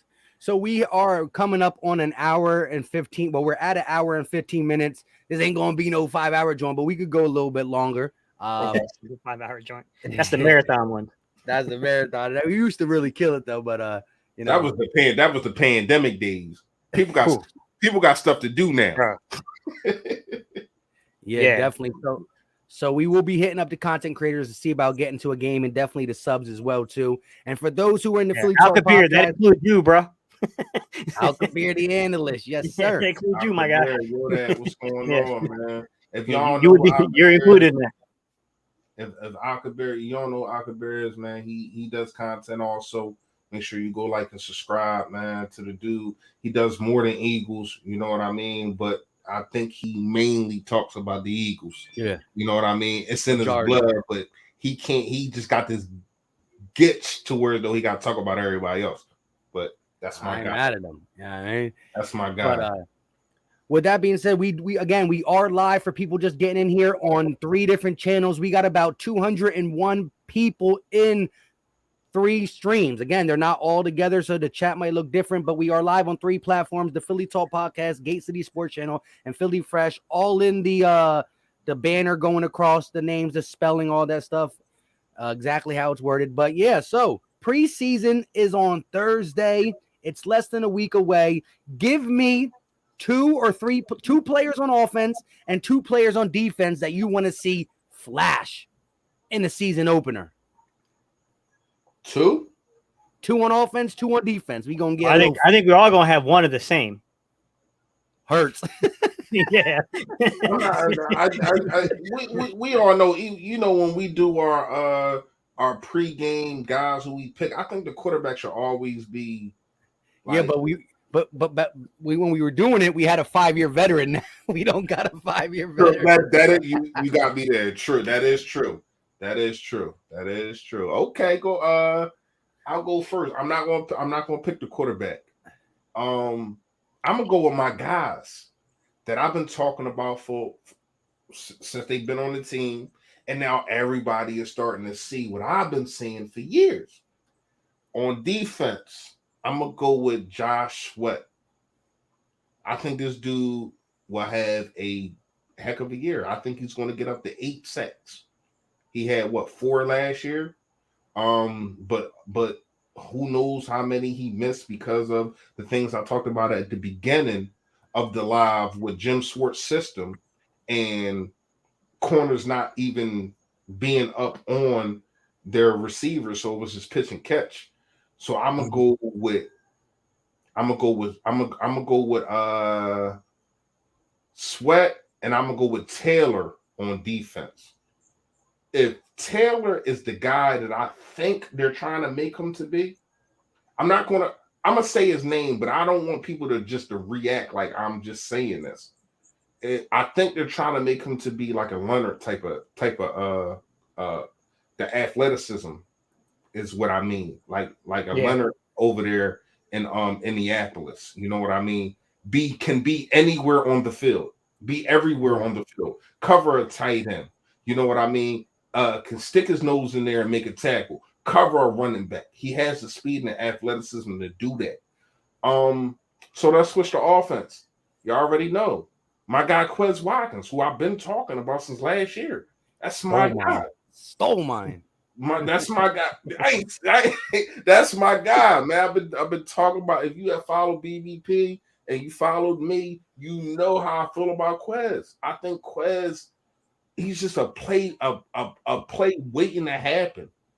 And the second guy, man, I'm gonna go with is I really want to see what Gainwell's gonna do, man. How they're gonna use him. This dude is explosive, and you ain't gotta even use him just at running back. You put him out there in the slot. Like, the dude has hands. I haven't heard too much about him in camp. I don't know exactly what they're doing. If y'all do know, please let me know, because I don't know. But when I put on a tape of this dude, Mike Gates, when I put on a tape of this dude, my eyes pop. He is really that electric to me. I'm like, whoa. I can't wait to see what they're going to do with Gainwell, man. Seriously. Go ahead, Joe. You said 2-2, Mike? Yeah, chat, do the same thing. Throw out your 2 players you want to see flash in the preseason opener against Pittsburgh. 2 on offense, 2 on defense. Why me and Gate go? But Gate, go ahead and take it away. Give me 2 of them. I'm going to say offensively, it's got to be Jalen Reagor, man. You've got to show that you can be a legit home run hitter in the NFL, because physically it's all there, bro. It's something with his mental game and him taking himself out that he's got to show that he wants it bad, and he's going to win. So Reagor to me is a big one. He's got to produce. Second player, I won't take Gainwell because Gainwell's been said. So I'm going to say second player, you know what? I'll stay with the receivers, man, because I think the receivers is a big issue. It's a big problem, right? We're talking about bottom end of the roster. If we end up keeping 6 receivers, then I think J.J. Arcega-Whiteside needs to show that he can do something. He's got to show us he can do something. Something. Give me something. Just something. Something to give a positive, like feedback with on the channel, my guy. Something. Just something. Like those are the 2 for me. I got to see them, man. You're talking about a second-round pick and a first-round pick. Come on, man. We invested in y'all. You got to give us something. Right. I'll say that defensively is tough because there's more veterans on that team. But I'll say defensively, the guys I want to see, Milton Williams. I think Milton Williams is going to get a lot of play. So I'd like to see Milton Williams take off against a common opponent. I want to see what he can do. And then I'll say that, did anyone say McPherson? I don't want to steal a player. Did you guys say McPherson? No. All right. So I'll say in the secondary, I think McPherson is this is what I believe about McPherson. I think McPherson is the kind of guy that will make a mistake on a play and give up a 20, 30-yard pass. And then I feel like he's the kind of guy that defenses or offensive coordinators are going to then try to go back to him again, but he plays with reckless abandonment, and he's going to take one to the house. He's going to be in position the second time. He's going to take one to the house. I want to see McPherson. I want to see if what he's showing in camp translates against common opponents. That's a lot of good ones. I'm going to try not to take anybody's because I was a big on a McPherson. I was big on a Quez Watkins. So on the offensive side, I'm going to want to see on the offensive side, I want to see Jordan Howard, and he's a veteran. But the thing is, being DNP'd with Miami last year, not being able to get on the field for Philly at the end, coming back to Philly and not really getting no PT. What happened to that bulldog that was with the Chicago Bears? What happened to him? So I want to see him flash in a game like, oh, wow, we got a legit power back that, can put his head down and go up the field. So I want to see something. I want to see the revival of Jordan Howard. I don't know if they'll give him much. Another player on offense would be, I want to look at one of these, let's just say Andre Dillard. He's going to get playing time. That's a good one. He's going against the third best defensive line in the league right now. Maybe Sweat and Derek Barnett are too much for him. We know his weakness more was a bull rush than being finesse. He got quick feet. He's going to have to show something. Again, just to be able to be a depth piece behind Jordan Mailata. Steve said he might get cut. I don't want to go that far, but to not be traded, I want to see if you can flash against NFL players that, Steelers got a good D-line. But again, we're talking about our D-line for a reason. So if he's struggling against our D-line, how mad can we be if we're putting these guys on a pedestal as well? So I'll go there. And again, there's only so many offensive players, and I'm going last. So I'll go with Jordan Howard, a veteran who just disappeared, and Andre Dillard, a first-round pick. And on defense, Kavon Wallace is somebody I want to see. I had high hopes coming out of Clemson. B-Dog gave him a little, yo, you that dude. Not that dude, but shout out to you for going to the Eagles from Clemson, blah, blah, blah. He talks a good game on Twitter, and Ronnie McLeod is getting older. He's getting older. He's coming off some big injuries. Can he play the whole season? I think Ronnie McLeod was playing his best football the end of the season right before he got hurt. I think him and Anthony Harris as a tandem is underrated. Is underrated. I think people are talking about Nelson and Slay. Anthony Harris and Ronnie McLeod will be a decent safety tandem. I like it. But Kavon Wallace is next up to me. Andrew Adams, a veteran, but more of a special team player. Jacoby Stevens, a hybrid linebacker safety. Kavon Wallace, 4th round pick out of Clemson. I want to see you flash in the preseason. I haven't heard your name be called in training camp. And the other player on defense, we went Sweat. We talked about the D-line, is Derek Barnett, 1st round pick. He's shown flashes. Consistency has been the biggest part, the biggest weakness from him. But if our defensive line is as stout, is even better than last year, plus the back end being secured with the safety tandem and the cornerback tandem, it's going to put take a lot of pressure off these linebackers, which is our weakest link. Not saying they're completely bad, but weakest link. So I want to see Derek Barnett flash just because of the pressure that's being put on him with Josh Sweat coming to take his snaps. That's my 2. Kavon Wallace, a young guy, and Derek Barnett. I definitely like them. Can I say something real fast?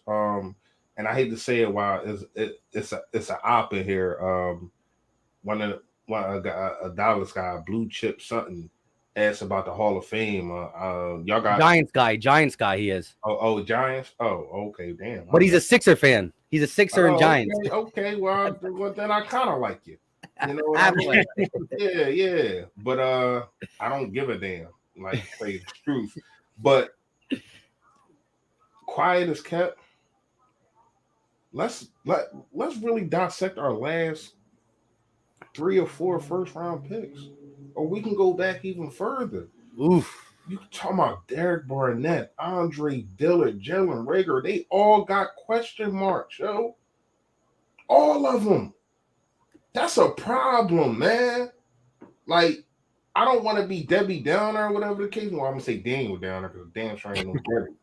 I don't want to be Daniel Downer or whatever the case may be, but it's been bad.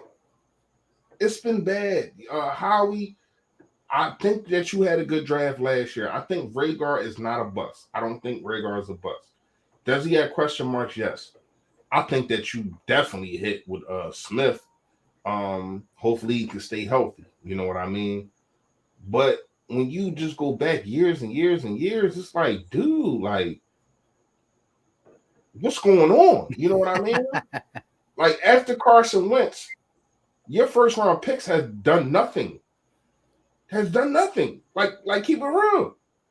2017, we didn't with Derek Barnett. I ain't gonna say done nothing. Derek Barnett definitely he won a championship. He was part of the reason we got Super the Bowl. Yeah, Super Bowl winner. You already know. But has he been first round talent? Is the question. Yeah. And the answer is hell no to the no. And I like Derek Barnett. You know what I mean?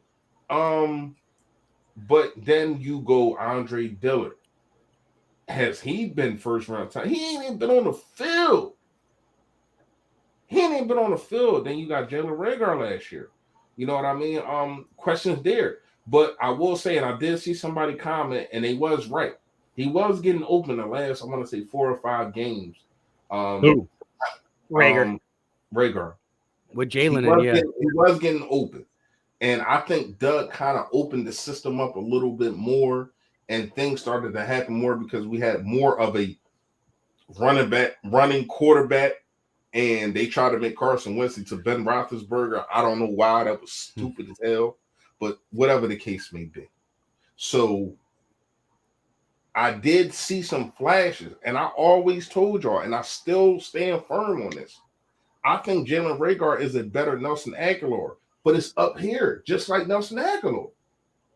A guy that when you get him the ball in space, he can make a guy miss. As much as we grinded Nelson Aguilar about the overhead passes he dropped, about these passes that he did, whatever the case may be, for all them years that he was on the team, he was the best at getting yet.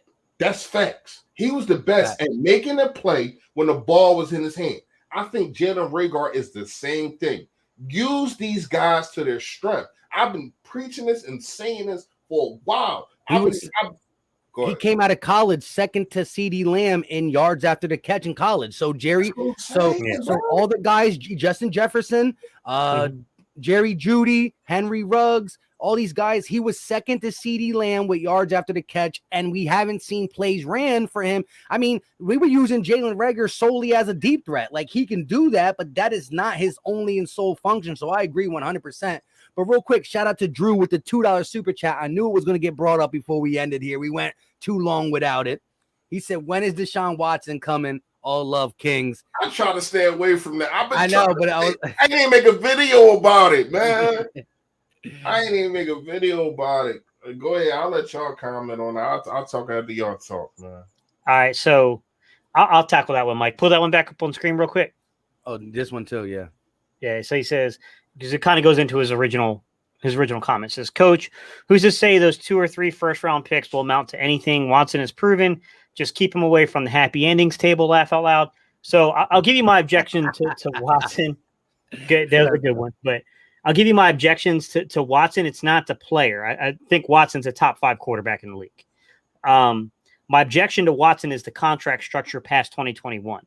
So while he's only, a top 12 quarterback, so even if people don't agree he's a top 5, I think you'd be hard-pressed to find anyone who doesn't agree he's not a top 12 quarterback.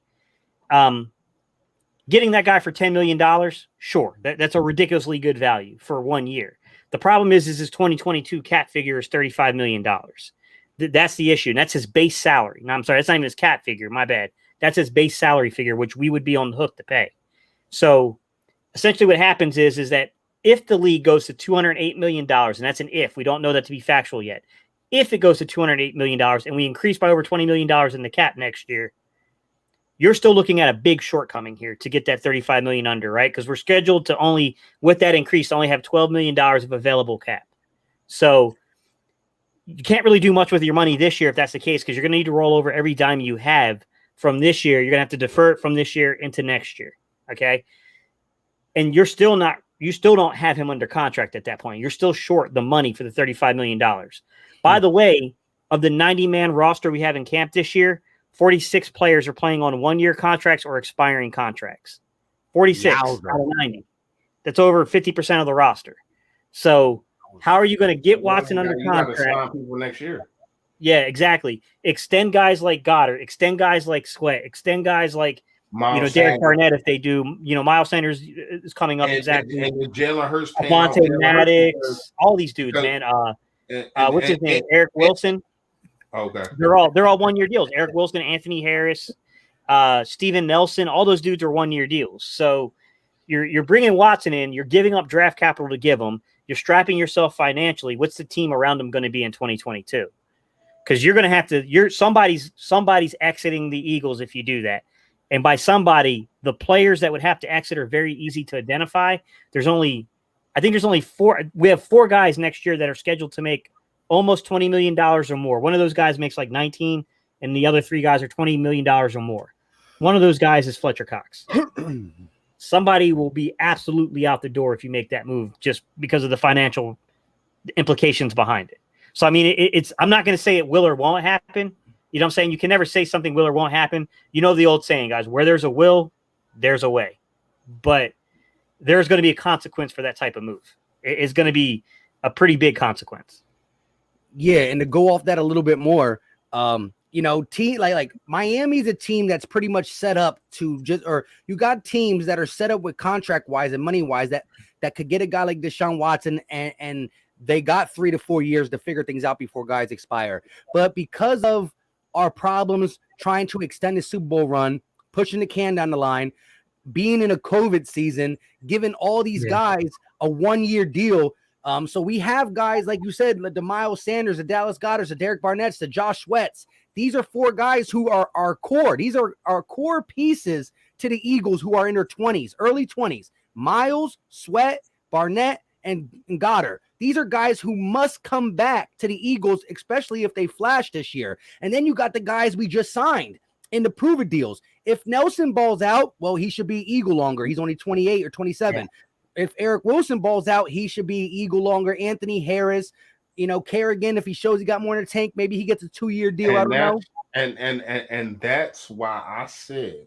But the biggest reason is this: I can't give up no capital for a guy who, as much as people say he's probably going to play, he's not going to be that bad. And I don't know if he's interested or not. But the way the NFL works, look, Ezekiel Elliott got proved that he didn't do it and still got big time in suspension. Ray Rice thing was horrible and he's done. And so if this case at any time takes a turn for the worse, there's a chance that he doesn't get to play again. I know it's slim, but could you imagine giving up capital and then he's not playing anyways?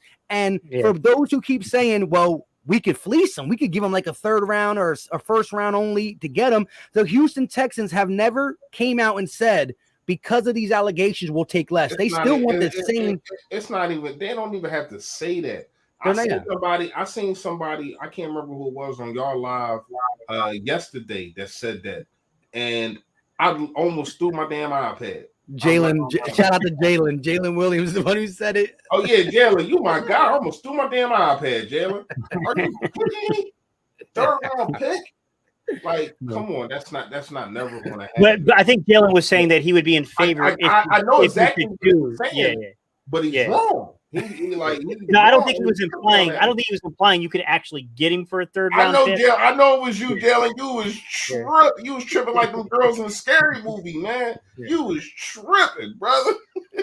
What's up, Cryptolicious? I just noticed you in the chat, man. But so crypto. But can I point out one point about that? Okay. You said, but Watson is liquid. We can sign him for 1 year and trade him if he doesn't rock. So here's the thing. Carson was liquid too until 2 things happened. Number 1, he had the guaranteed in this contract that kicked in. And then number 2, trade clause. And then number 2, later on, he had that option, the roster bonus that kicked in was an extra $10 million. You have to really know the fine details of Deshaun Watson's contract, because if you were just looking at Carson Wentz's contract before those things kicked in, you wouldn't know those things were in the contract. You get what I'm saying? Like, so you got to be careful because it might not be as liquid as it looks. Hey, it might become I'm gonna tell a huge deal. I'm gonna tell you how you was tripping. Even though I don't like it, men lie, women lie, numbers don't. The numbers of the last time we seen him on a field is not 3rd round, whatever the case may be, even with the allegations, bro. It's not. I don't like it. I would love to try to do that or whatever the case may be. But my whole thing is, how you gonna pay him? That's my main situation. You cannot pay this dude. Like, Howie is reconstructing, and when we say reconstruction, right? and Gates, I know you know what I'm talking about, Mike. I know you know too. People think as soon as they hear reconstruction, they think that money that we owe them is gone.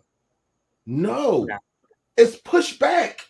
That's all people like how he did it. He reconstructed this, and reconstruction just means in a year or 2 later, he's going to have to pay them, and most of it will be guaranteed. Yeah, but some of it does go off.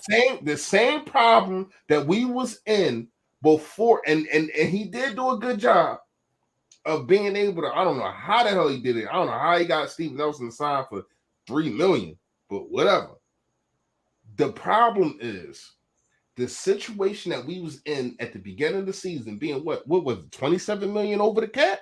We're going to be just like that in 2 years, probably next year. When you're going to have to sign, if Jalen Hurts is the guy, you're going to have to sign him, because remember, he's not a 1st round pick. He's a 2nd round pick. It's no 5th year option. So you're going to have to sign him. If he shows up this year, you're probably going to have to sign him at the end of the year. You're going to have to sign all the guys in charge of his name. Derek Barnett, Dallas Goedert, Josh Sweat, Miles Sanders. The list goes on and on. How in the hell you think we're going to be able to pay Watson? What the hell, Mike? What's going on? My bad. My son downloaded that one. Super Mario. Let's go. Yeah, that was my edge. I ain't even gonna fry. I come from that era. But how in the hell are you going to be able to pay this guy $40 million a year? You're not going. It's not happening. So like everybody stop letting the media, excuse my French, stop letting the media motherfuck you. Because that's what's going on. Y'all listening to these guys, these beat reporters, the same way they doing Jalen Hurts. Jalen Hurts has 2 amazing practices. They say diddly. And as soon as he has a bad one, here it comes. Because, and I meant to say this earlier, but I didn't want to bring up the name because I know we was going to get into this. Because of the Deshaun Watson situation. Now it's more people that's going to look at their article or whatever the case may be. Oh, well, you said we was going to get Deshaun Watson. Jalen Hurts just had a bad practice. Do you think they're going to trade for Deshaun Watson? We don't got the money, man. We don't. Not now. Yeah. Not in the long haul. So just stop it, y'all. But, yeah, it's definitely rough. At the end of the day, again, I just can't fathom it until I get some clarity with what he's doing. I think he's a top 5 quarterback, and he instantly makes his team better, especially with the skill players. Again, some of the kicking the can down the line is some of it getting kicked down the line, but some of the money sometimes does come off of the cap for the simple fact he turns it into signing bonuses and stuff like that, which doesn't affect our caps. I mean, Jeff Lurie's still paying that, but listen, Jeff Lurie is I think the Eagles, they said it on the Fanatic the other day, is $3.8 billion it's worth or something like that. But the cap is what? 185 mil. So there's ways where Howie says, Jeff, you know, you're still coming at your pocket, but it's off the books. But some of it does go down the line, but some of it also comes off too. But we got to stop kicking the can down the line. The only reason I was really for it this year is because if there was ever a chance that we needed to, I don't know why, but ever since I switched something on my internet, like where I put it, I got to go back. When I put the green screen now, I don't know if I'm glitching, but it looks like I'm glitching. No, you good. I don't know what the hell that. Oh, that's your regular joint. Look like a green iceberg behind you. But it's just construction paper. I'm cheap. Hey man, if it worked, you ain't cheap. You doing it right. Yeah, right. But so real quick, I do want to shout out Vic 3 and the Nest Out West, who will be going live at 9:00. Vic 3 said, I can't make my own channel because I can't keep up with the grind. But he's gonna start doing it. He's gonna be part of the show. The East meets the West for the Nest Out West. So definitely, if you want to check that out at 9, we will be off before 9. We got 18 minutes to get to 2 hours. We might as well rock, I guess, the 2 hours. You know what I mean? So and we will be back for all pre-games. Remember, when football season's here and the games are on Sunday, we will be here before the game. Are we doing it preseason or no? I mean, we can. It would be like I gotta see because usually them games it'd be like 7:30 at night. So and Thursday, we'll have to go live Thursday at like 5. You know what I mean? Some random time. I'll be at work, so but we will definitely be back for Sunday. So I think we should start it a little earlier. So because a lot of times we were getting off with like 5 minutes into the game, and I had to rush to do stuff. No, we just got to get off earlier. So we can do a half hour earlier to get off with a good solid 30 minutes to do what we got to do. All right. So what you talking like? Like if we got a 1:00 game, like 10:30, 11? Get on at 11, even 11 to 12:15ish is good to me. You know what I mean? Okay. Yeah.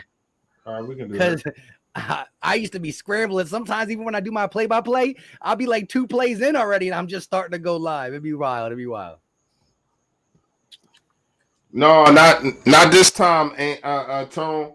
We don't do that no more. I know you ain't been around in a while, but I know 2 hours just turned to 3, 3 turned into 4, 4 turned into 5, like we cooking coke. But no, we ain't doing that. We ain't doing that no more, man. See, you know what it was? Because we were young to the YouTube game. Now we're old, and like the old, not too old, but we're older, and the old YouTube man is kicking in. We're like, man. The thing is the pandemic is kind of over, and people got shit to do. That's what it is. Yeah. That's what it is. The world opened back up, man. Vic, so kind of. So if you take the 12 million, let's say we roll 10 million from this year, right? Let's say we defer 10 million from the 2021 cap to the 22 cap. So we have 23 million, right? We still need 35, but yes, if you took the $10 million or so in savings you would get if it's an outright cut or trade of Fletcher Cox, and then you took the $1 million or so, you're probably going to June 1st designate one of those two guys, so you're going to get a little bit of money back. Sure, you might have enough money there to get Watson under contract, but now you've just sent away the entire middle defense. Okay, so we got to start there, right? What are you going to replace him with? Because it's going to cost you, more than likely, it's going to cost you multiple first-round picks. So you gave away the middle of your defense. It's costing you multiple first-round picks, or at least multiple top 100 picks, if you want to go a little bit more conservative with the estimate there. And, you're still barely getting Watson, the room to get Watson under contract for 2022. And now you still have all these extensions. You still need to have cap space to get, free agents you want to sign. You got to have enough cap space to get your rookie contracts, done, because while you do have the rule of 51, so you will have, the league minimum gets saved against your salary, right? So you're just adding one player and subtracting another player, so that money doesn't count. But the money above the league minimum you have to pay. So when you really look at it in its totality, man, it's going to be a lot bigger than that. Like, there's far more moves that's going to happen. Like, we're talking about a massive shakeup of the roster. Steve, agree with me on this. Mike, agree with me on this or disagree. I don't think that you really can. Mm-hmm. But as much as I hate to say it, his best fit is for a team like Washington. Yeah. They got a whole bunch of young talent, and they got money. Don't let them know. I'm just saying his fit is not for us. Nah. We got a whole bunch of veterans. You're gonna have to if you sign Deshaun Watson, you're gonna have to get rid of Fletcher Cox. You're damn sure gonna have to get rid of Zach Ertz. You're gonna have to get rid of Brandon Graham. Those three guys are gone. They're gone. You cannot have those three guys and Deshaun Watson on the team. They're your highest. They're getting paid the highest right now. You cannot have. I'm talking about not just one, not just two, all three of them. Yeah. Think about that. That's rough. And as much as I talk about Zach Ertz or whatever the case may be, we had not brought him up on this platform today, and I did kind of want to address that. You know what I mean? But he's here. You know what I mean? And you don't want to. You don't. Yeah, it looks like it, and you don't want to give him up for nothing. Then we talking about Fletcher Cox, who I think is going to explode. Pause. I think it's going to like really manhandle defensive lines if he get that extra millisecond when corners is covering wide receivers and not 10 yards back. Yep. And then we talk about Brandon Graham, who made the Pro Bowl for the first time. Shout out to him for the first time. And the dude it seemed like he's one of them fine wine dudes, man. It seemed like he's getting better as time goes. And because we all know, and I done said this on BBP, I done said this on my own lives, on my own videos. When Brandon Graham first came here, right? And they tried to play him at linebacker and all that kind of stuff, we were saying he was a first round bust. That's what I wasn't saying it, but people were saying he's a first round bust. I will never ever forget it. I followed the Eagles forever, yo. And I know what people were saying. I wasn't making YouTube then, obviously, but I know what people were saying. The same thing that they're saying about Rager right now is what they were saying about Brandon Graham. And Barnett. Exactly. And that's why I said that, because they were saying it about Barnett. But we got to understand systems matter. I'm not going to say guarantee, but I will put $25 down that Nelson Aguilar has a better season than he did last year with Oklahoma over there with the Patriots. It's about system. I don't care who you are. Yeah, and he had a better Brady does not have six championships without system. Now this year they had a whole bunch of talent and they went against a guy that didn't have an offensive line. Yeah. But he doesn't have those other five without a system. That's what it's about, man. Making a player not look better than what they are, but making them evolve to their peak within the system. And we didn't do that. And shout out to Drew because it leads into what I'm saying. Don't have Greg Ward filling punts. Don't have Boston Scott bringing kick returns. Exactly. These kind of things matter. Why do you think our special teams has been ass the last 2 to 3 years? Because you're not putting your speed guys in the right position. You're not putting your taller guys in the right position. You got Rasul Douglas sticking the speed guy, and you got Avonte Maddox sticking the tall guy. That makes no freaking sense. Come on, man. Make your team better by putting them in the right position, and I think Nick Sirianni is going to do that. Go ahead, Drew. Facts. Shout out to Drew. G fam. Just real quick, man, because I don't think you understand the math behind it. I think you're thinking you just moved 2 players and everything is copacetic, and that's not the fact. You still got 46 scheduled free agents, my guy. Like 46. Now, we know all those dudes won't make the roster, but a good 20 of them are probably going to be on this roster. All right? So you're talking about trading your entire middle of your defense, okay, or cutting them, whatever you got to do to clear the cap space. Giving away additional picks to go get one player who you'll barely get under contract for the year prior, the next year, which will be 2022. And then you got to figure out what you're going to do to get your roster built. And by the way, saying that just having that one player is worth it, no, it's not. Remind me again, how many games did the Texans win? How many teams did they beat with a winning record last year? They won 4 games and didn't win a single game against a team with a winning record. It didn't work out, and he played lights out. That's not how you build a winning organization. Yeah. And here's the thing. I don't want to be the team that has a quarterback that's in top 5 breaking records, but we only won 4 or 5 games.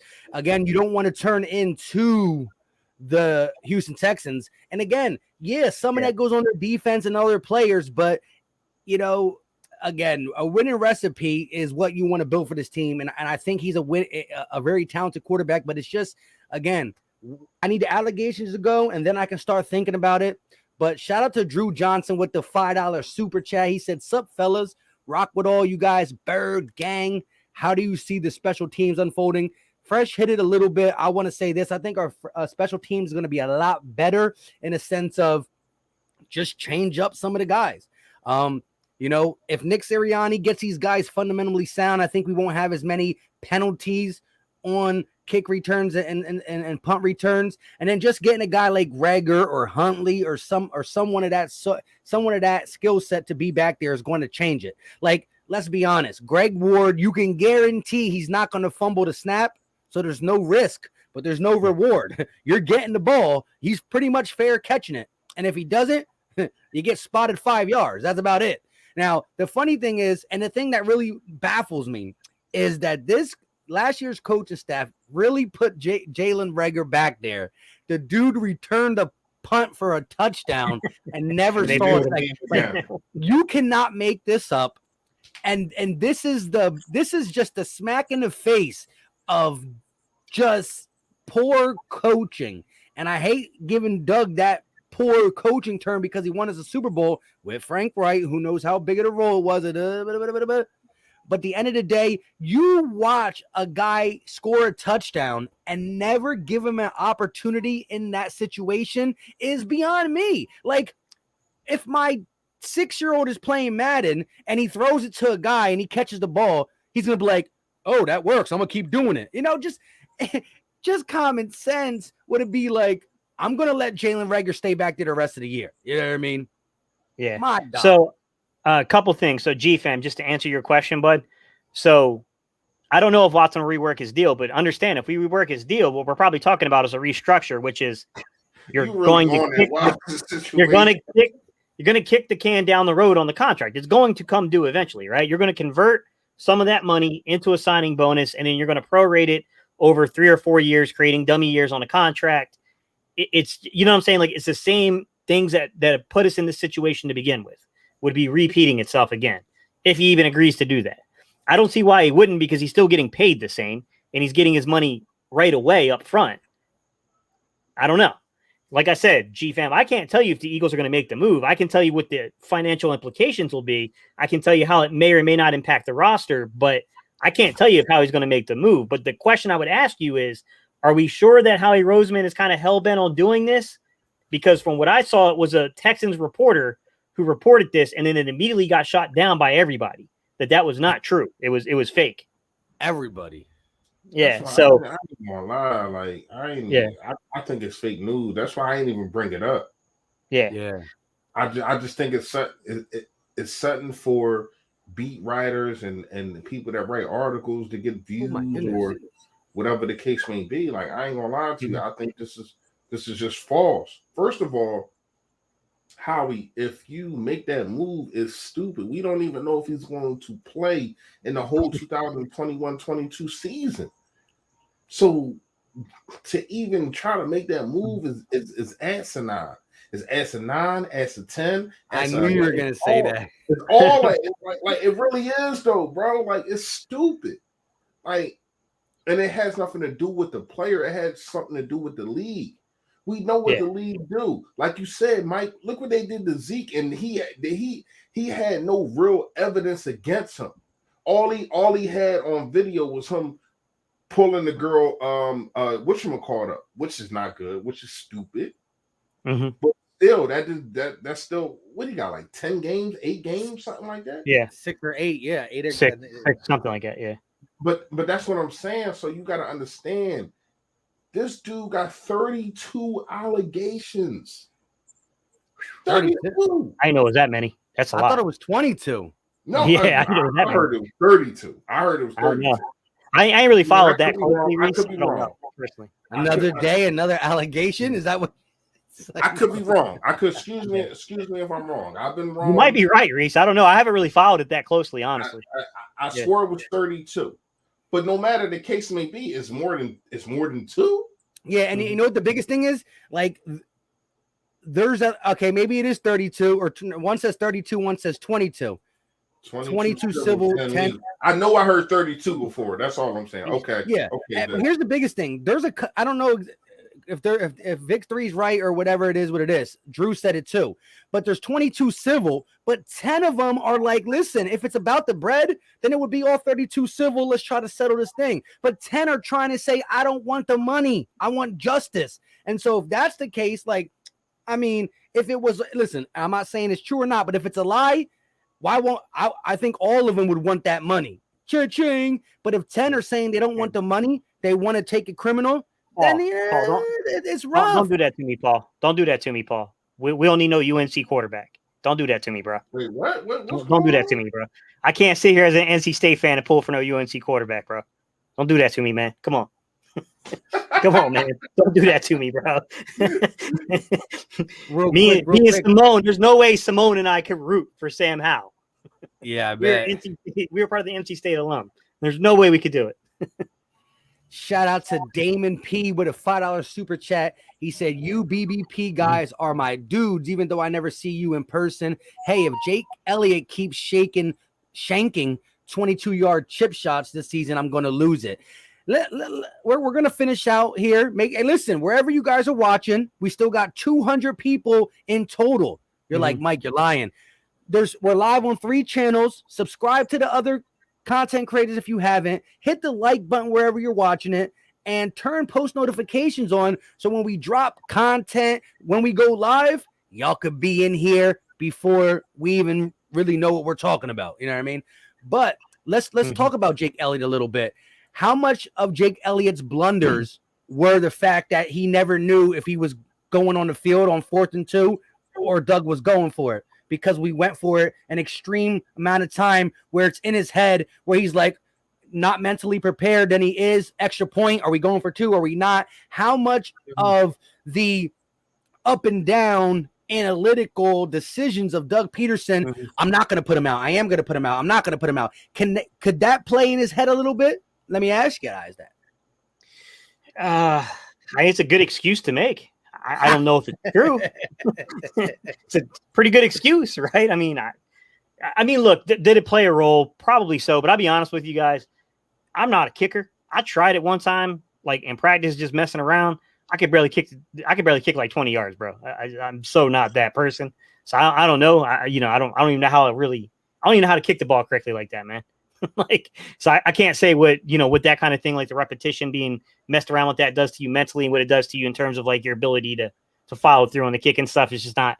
I told you, Mike, the thing I feared the most as a coach was the times they made me coach special teams. I was never, ever a special teams player. Not one snap in my, well, no, 3 snaps. Let me be honest. 3 snaps in my entire playing career that I ever play on special teams. And there's a reason it was limited to 3 snaps. What were them 3 snaps, if you don't mind me asking? Where were you? Number 1, they tried me as a punt returner and I fumbled. I pulled a rigger and fumbled it, bro. Get him out. Yeah, they yanked me real quick. Number 2, they tried me as a this is back when you could actually, like, when you had wedge breakers. Bro, I wasn't breaking nobody. I wasn't breaking no wedges, man. Like, it wasn't working. I just wasn't strong enough for that. And then they had me one time, like they had me on the field goal team where I was supposed to be like on the end, like basically like a tackle blocking. I didn't understand how to block, bro. That's a Jalen Williams thing. That's not a Gate thing. Like, it wasn't long before they said, "Yo, can you throw the football?" So that's what happened. Gate City being nice to Jake Elliott. Yeah, I'm not. I ain't trying to hear that, because here's the thing, right? When you stay ready, you ain't gotta be ready. So, when you stay ready, you ain't gotta get ready, should I say? Sorry. There you go. mm-hmm. But here's the thing. I do understand the Doug Peterson situation, or whatever the case may be. Could that play a factor? It shouldn't, but it might. But, dude, you was in positions to where as though you could have tied games or whatever the case may be. And I said this to be funny, but maybe it could be true. I said, bring back Jason Peters just to get in his face. Remember in 2017 at the Giants game, he told him no more misses. No more misses. I don't think that dude missed a field goal. That dude missed a field goal all year after that. No, he did miss one in the Super Bowl. He missed something in the Super Bowl, right? He makes the long, yeah. It's the close ones that he. And it's crazy because I don't want to use a roster spot to get a guy to kick short field goals. You know what I mean? Like, that's a roster spot. But if it's the determining factor on winning games and not winning games, getting a short field goal kicker, you might have to look at that. It's messed up as it is, but you done paid this dude all his money. Now he fat, he lounging, he cool, he chilling, and you're not reaching where we need you to reach after you get this money, man. So to me, the Doug Peterson thing, I'm gonna go 90-10. It's 90% his fault, and I'm gonna give Doug 10%. Yeah, I just wanted to get your. Go ahead. No, I wanted to get your take. I'm not giving him excuses. I just heard that be brought up as an argument, and I wanted to get y'all take on it. I think kicking, there's a lot of waiting around. Whether the coach puts you in on 4th and 3 to kick it or not, you might just not kick the whole game and have to kick a kick in the 4th quarter. I think like quarterbacks and other positions that go in all the time. Yeah, repetition is something, but it could be the coach's decision or not. You could just not go for a kick all game because you're scoring in the red zone, and then you need one at the end. So I would agree there. But here's the thing. Last year was like the worst season for Jake Elliott, so I'm interested to see how he bounces back. But that could have been a position, as Paul Mancini said, you bring in some competition at kicker and just try to feel things out. He is getting paid a lot of money. We paid him. But just to bring in a kicker could definitely light a fire behind him. But real quick, shout out to No Pro Sports with the $10 donation. Yo, Mike, love your channel and content. Keep up the work. Appreciate it. And once again, we still got 185 people through all 3 platforms. No Pro Sports. If you haven't checked out my guy Gate City or Philly Fresh, definitely check them out. They do content like I do. We all drop videos throughout the week, 8 to 12-minute videos, and then we drop live streams solo and together. This is called BBP for a reason, because when Steve is live streaming by himself, it's just Gate City. When Philly Fresh is Philly Fresh. But this is Battlebirds Podcast. And with that being said, we are at 2 hours and 4 minutes, and Antonio's probably thinking in his head, ha, they said 2 hours. They going to slip up and catch a third one and a fourth one. But no, we're not. we about to get out of here. I want to make sure. Jalen, I didn't even get a hand on nobody playing the end, man. I ain't gonna lie to you, bro. I have never. I told you I started off coaching. This is a real story. I started coaching Pop Warner football when I was in the Navy, and one of the guys I was linked up coaching with in Suffolk, Virginia, was like, "Hey, I got this camp I volunteer with. They got this crazy, talented player out there that they're going to be running some drills with. They're going to be doing some special teams drills. Do you want to help?" Like, my first real gig was really just setting up drills for Percy Harvin to field punts. That's really what it was. Like, it was my first real gig, man. And I've always avoided special teams, man. I hate coaching special teams. Hate it. Like, hate it with a passion. To me, it is the most underappreciated part of football. Right. It is. It's so underappreciated, and it's so much harder than people think to do it. There you go. With that being said, Fresh, are you good?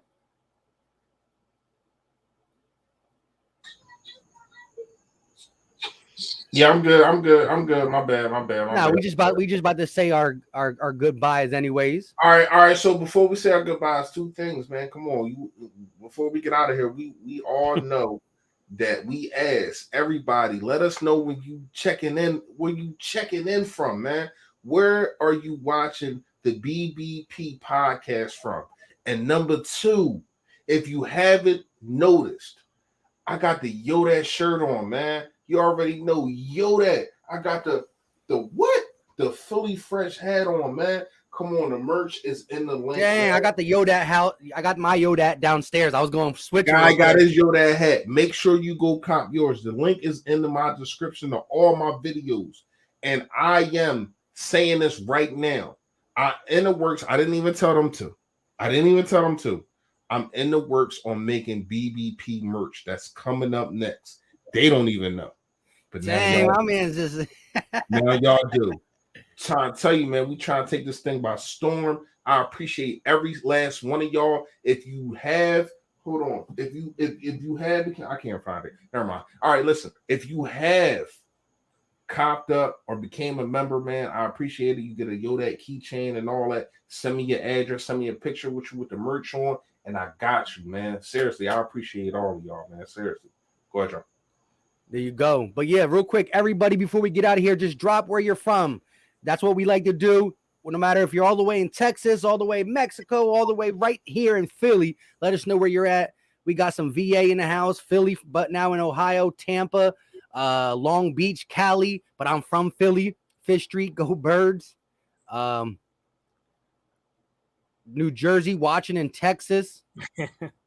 I'm out here in Philly, bro. We out here, says Nick. Richmond. There you go, Virginia. Appreciate it. We still got $1.55 through 3 platforms. South America.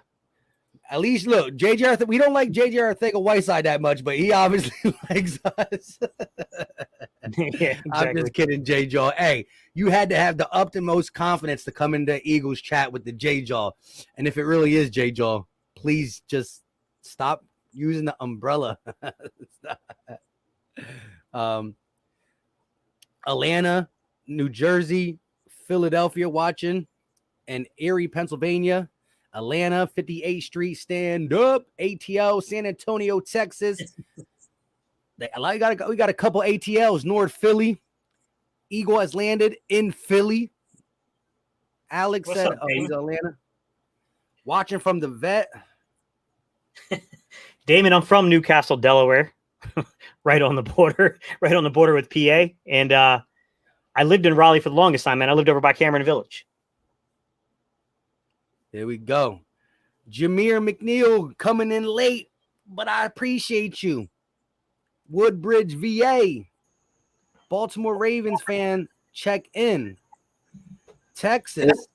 Hey, Ant Holmes, you gonna make that logo? I appreciate it, man. I appreciate it. Dame time. You already know I got time. We need it. Sixer Nation needs Dame. It's Dame or bust. I need all the buttons to be pushed. I need him to be disgruntled. I definitely would love Dame.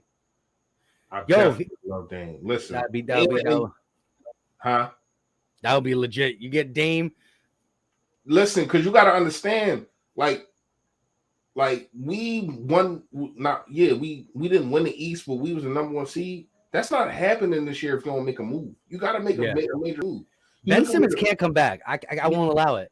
It's not even that, but you look at what the Bulls just did. You look at what Boston just did. Miami, Miami just did. Like you really got to look at what's going on, and then Brooklyn will be healthy. And then if you do get out the East, you got the Lakers that just tooled up.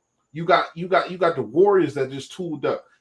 Our chance to win a championship was this year, and we fumbled the freaking ball. Oh man, yeah. That's why I had not made a video because I'm so pissed, bro. We fumbled the ball.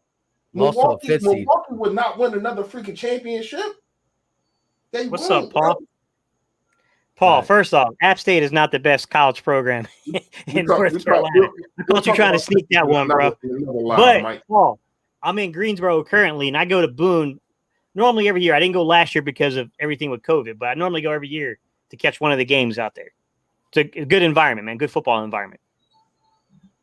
Keyshawn's Kitchen. We're talking about setting up a BBP and try to get guys like LB, Joey Shakes, and other content creators to all go to a game. We're kind of fighting over the Kansas City Andy Reid home one or the home opener against San Fran. We'll be in touch. Within the next 2 weeks, we will come out with a statement, a BBP statement of what's going to go down so we can all get our tickets and stuff like that if you're willing to come there. But with that being said, Antonio's probably back there like they're going. They're 11 minutes past the 2 hour mark. It's time to go. We out. Say goodbye. Time. You don't got to go home, but you got to stop watching BBP. You don't got to go to bed, but you got to stop watching BBP. So go over there and go Birds Nest Out West. You know, my guy Vic is over there. Y'all can go over there and watch him after y'all hit the like on all 3 of our pages, of course. Appreciate y'all in advance. You already know. Go ahead, Gates. Say your goodbye. Or argue about the App State thing. Yeah. Appreciate you, Paul. They ain't beat State, though. They ain't get State, though. That's all I'm going to say. They ain't get NC State. Yes, I remember the UNC game last year, but we appreciate y'all tuning in. Look, man, we'll get up with y'all. We got to figure out, like, you got to remember, guys, it's not just us planning the home game, so we got to coordinate with other content creators to see what their schedule allows, but we'll give y'all an update on that, guys. Hey, don't forget, man, down below, go to Reese, man. Reese has got him a Print Champ little webpage, man, set up with some merch. Y'all go check it out, man. I just ordered me one of those Philly Fresh caps. Waiting on to get it. Oh, you got the fresh ones over to Yodat? Yeah, I got the fresh ones. That's tough. With that being said, go ahead, Fresh. Go ahead, let them know. I mean, I just basically said everything, man. Oh yeah, you did. You did say the merch thing. We got. I appreciate all of y'all. Y'all already know, man. I'm trying to grow not only my channel but all of ours. You know what I mean? I appreciate everything that y'all do. You know what I mean? Make sure y'all hit the like, hit the subscribe, man. We grinding.